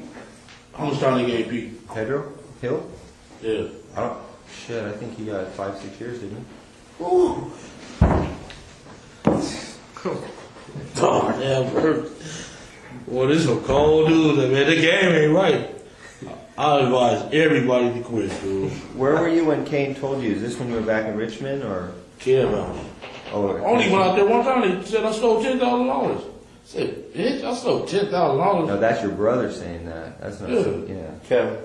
Yeah, stupid ass motherfucker. He don't know I'm saving his life. $10,000. Oh, you know about that too, huh? Yeah. Okay, so Kane tells you you're over at Kev's house 2005. Kane tells you, man, Zip got that money. How does Kane know Zip? Just from out there in New York. Just the New York connection? Yeah. Everybody knows Zip. Zip's big and a mother out there, man. Yeah. Now, you know Kane's on the run, right? He on the run? Yeah. Well, you have any contact with him at all? I thought his ass was snitching because he got caught with 12 keys. Yeah, he bugged out on that. He did? Yeah. I ain't got no company. He be up in Baltimore. Right there by that school. By the way, do you know if Gregory Brooks, if his people back in Baltimore are the Brooks brothers that were in the newspaper like a couple years ago behind that big bus? No. You don't know if that's his brothers? No. Gregory, just my cousin. Okay. Yeah, I know he was sending stuff to Baltimore, but wasn't he, the Brooks brothers from Baltimore, you don't know who they are? No, he ain't no kidding. Okay. Yeah, his brother named Garfield. And phone company, man. Gregory quit. Gregory, Craig, all of them. All my older brothers and shit quit that shit. Yeah. My Greg's sons, both of them in jail. One of them in jail, aren't they? Yeah, They banging and stuff, huh? Y'all is up our ass, huh? Yeah, man. Lil Lane better watch out. Craig's brother, he out there. Why you gonna stop him from doing what he doing? He out there banging and stuff, ain't he? Who? No, Craig's little brother. They call him Lil Lane or whatever. I mean, Craig's son. They call him Little Lane? Something like that. No, they don't. Mando or some shit. I don't know. Something like that. Baby Mando? Yeah. So I think one of the last things is, what makes you think though that now that you'd be able to talk to either like Zip or somebody in person? KPD, motherfucker. I know I got you. I know you're KPD, but listen, they had a fall. Seriously though, I mean this is. Man, I would go ask Puffy, man. I would. Puffy's Puffy. You're KPD. Puffy's Puffy.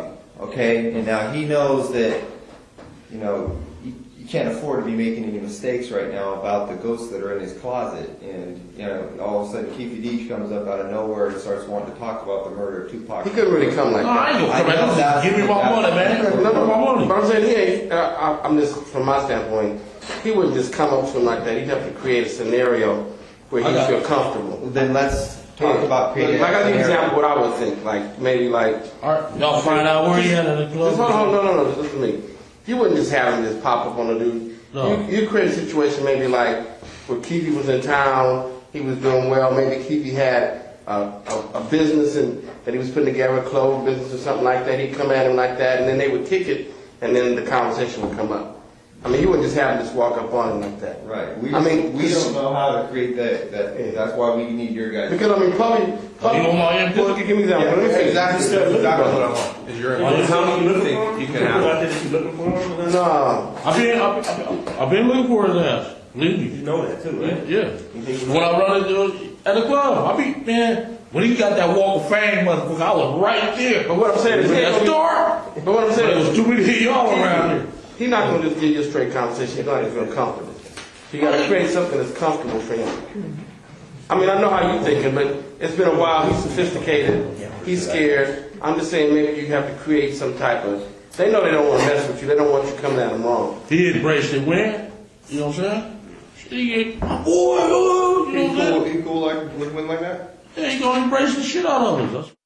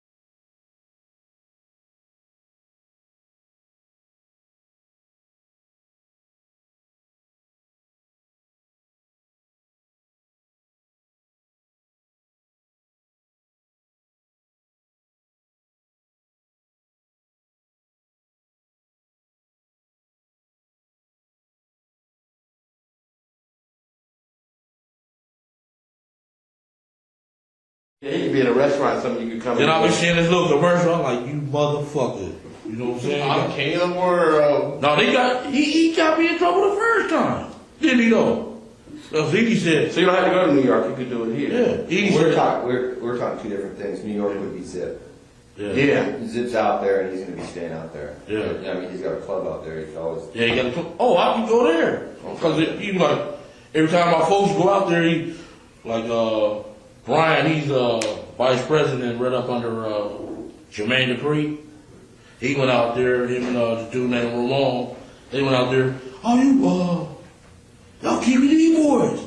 Oh, come on. He rolled out the red carpet for them. Got them drinks and everything. And they the one told me about the club. Then this other broad I was fucking, she said, got a 3-story beauty salon. All of everybody, I was like, them motherfuckers is rolling. Said he got the Phantom, a Bentley and all that. Said he rolling like hell. You see any advantage to maybe starting off with just having another encounter with D-Mac? Yeah. Start off with that, and then D-Mac can put it in Puppy's ear that you kind of. I'm looking for it. All right, I'll get on it real fast. No, we'll handle that. We'll set that up. Okay. Okay. Because what ends up happening is if you take control of the situation, you start making some progress we're not ready to deal with yet, then Basically, you don't have to do anything. Just take the time. Yeah, it takes time. We'll tell you when you need to be somewhere and make arrangements. All right. And Gotta put it in his ear because he do go get T-Mac every time we come out here. Okay. That's your boy, yeah. Okay.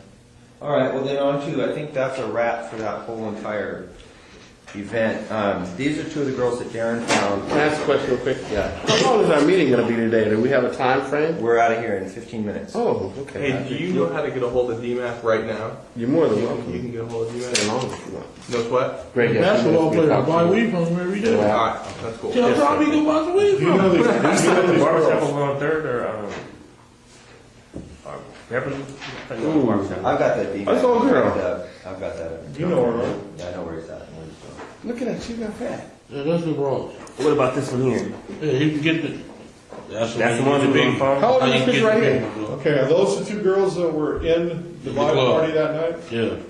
Okay. And what are their names? And go squeeze Right here. DJ Quick by the ball. I'm serious, he get that shit up quick. Answer the question. Yeah.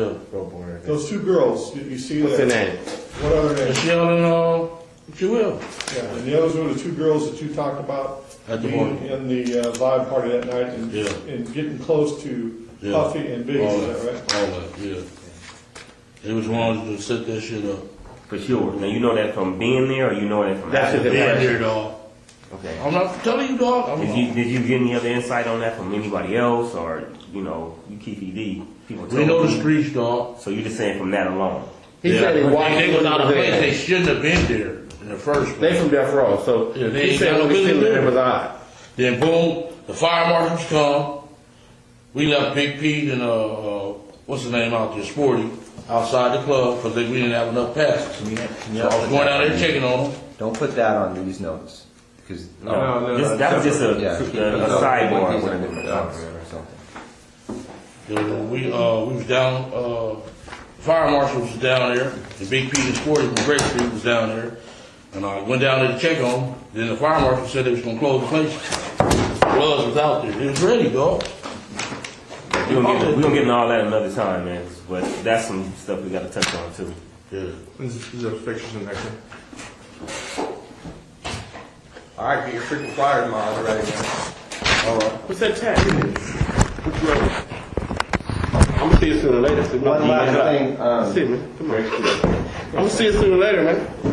Somebody gonna come You over and here and tell Eddie, you and me. Eddie were Sellies, right? Yeah, we honky. Where were you guys? That was in. Marvelous.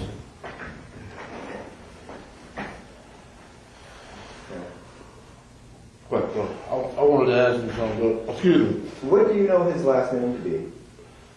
Samuels. Huh? Samuels. Samuels. Samuel. Oh, okay. He asked me a question. I find out anything else. I want to ask you one more thing. I know you probably been on the case in 93. Okay? I need to know it. 93. You working on a while.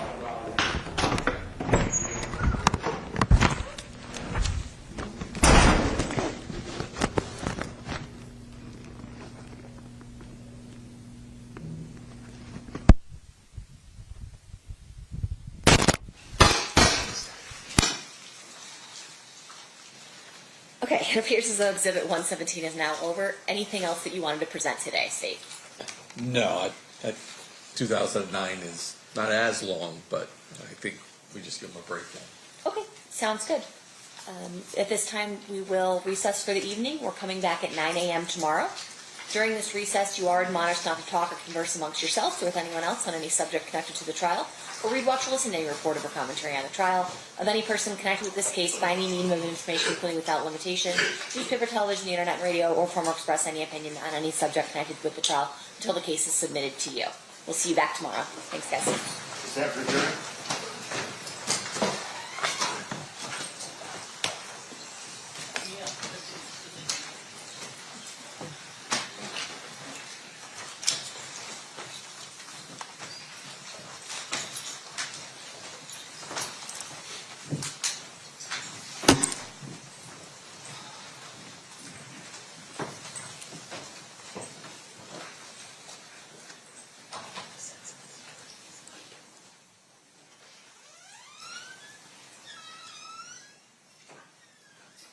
For the record, the jury has exited. Anything we need to address outside the presence? Nothing from the state.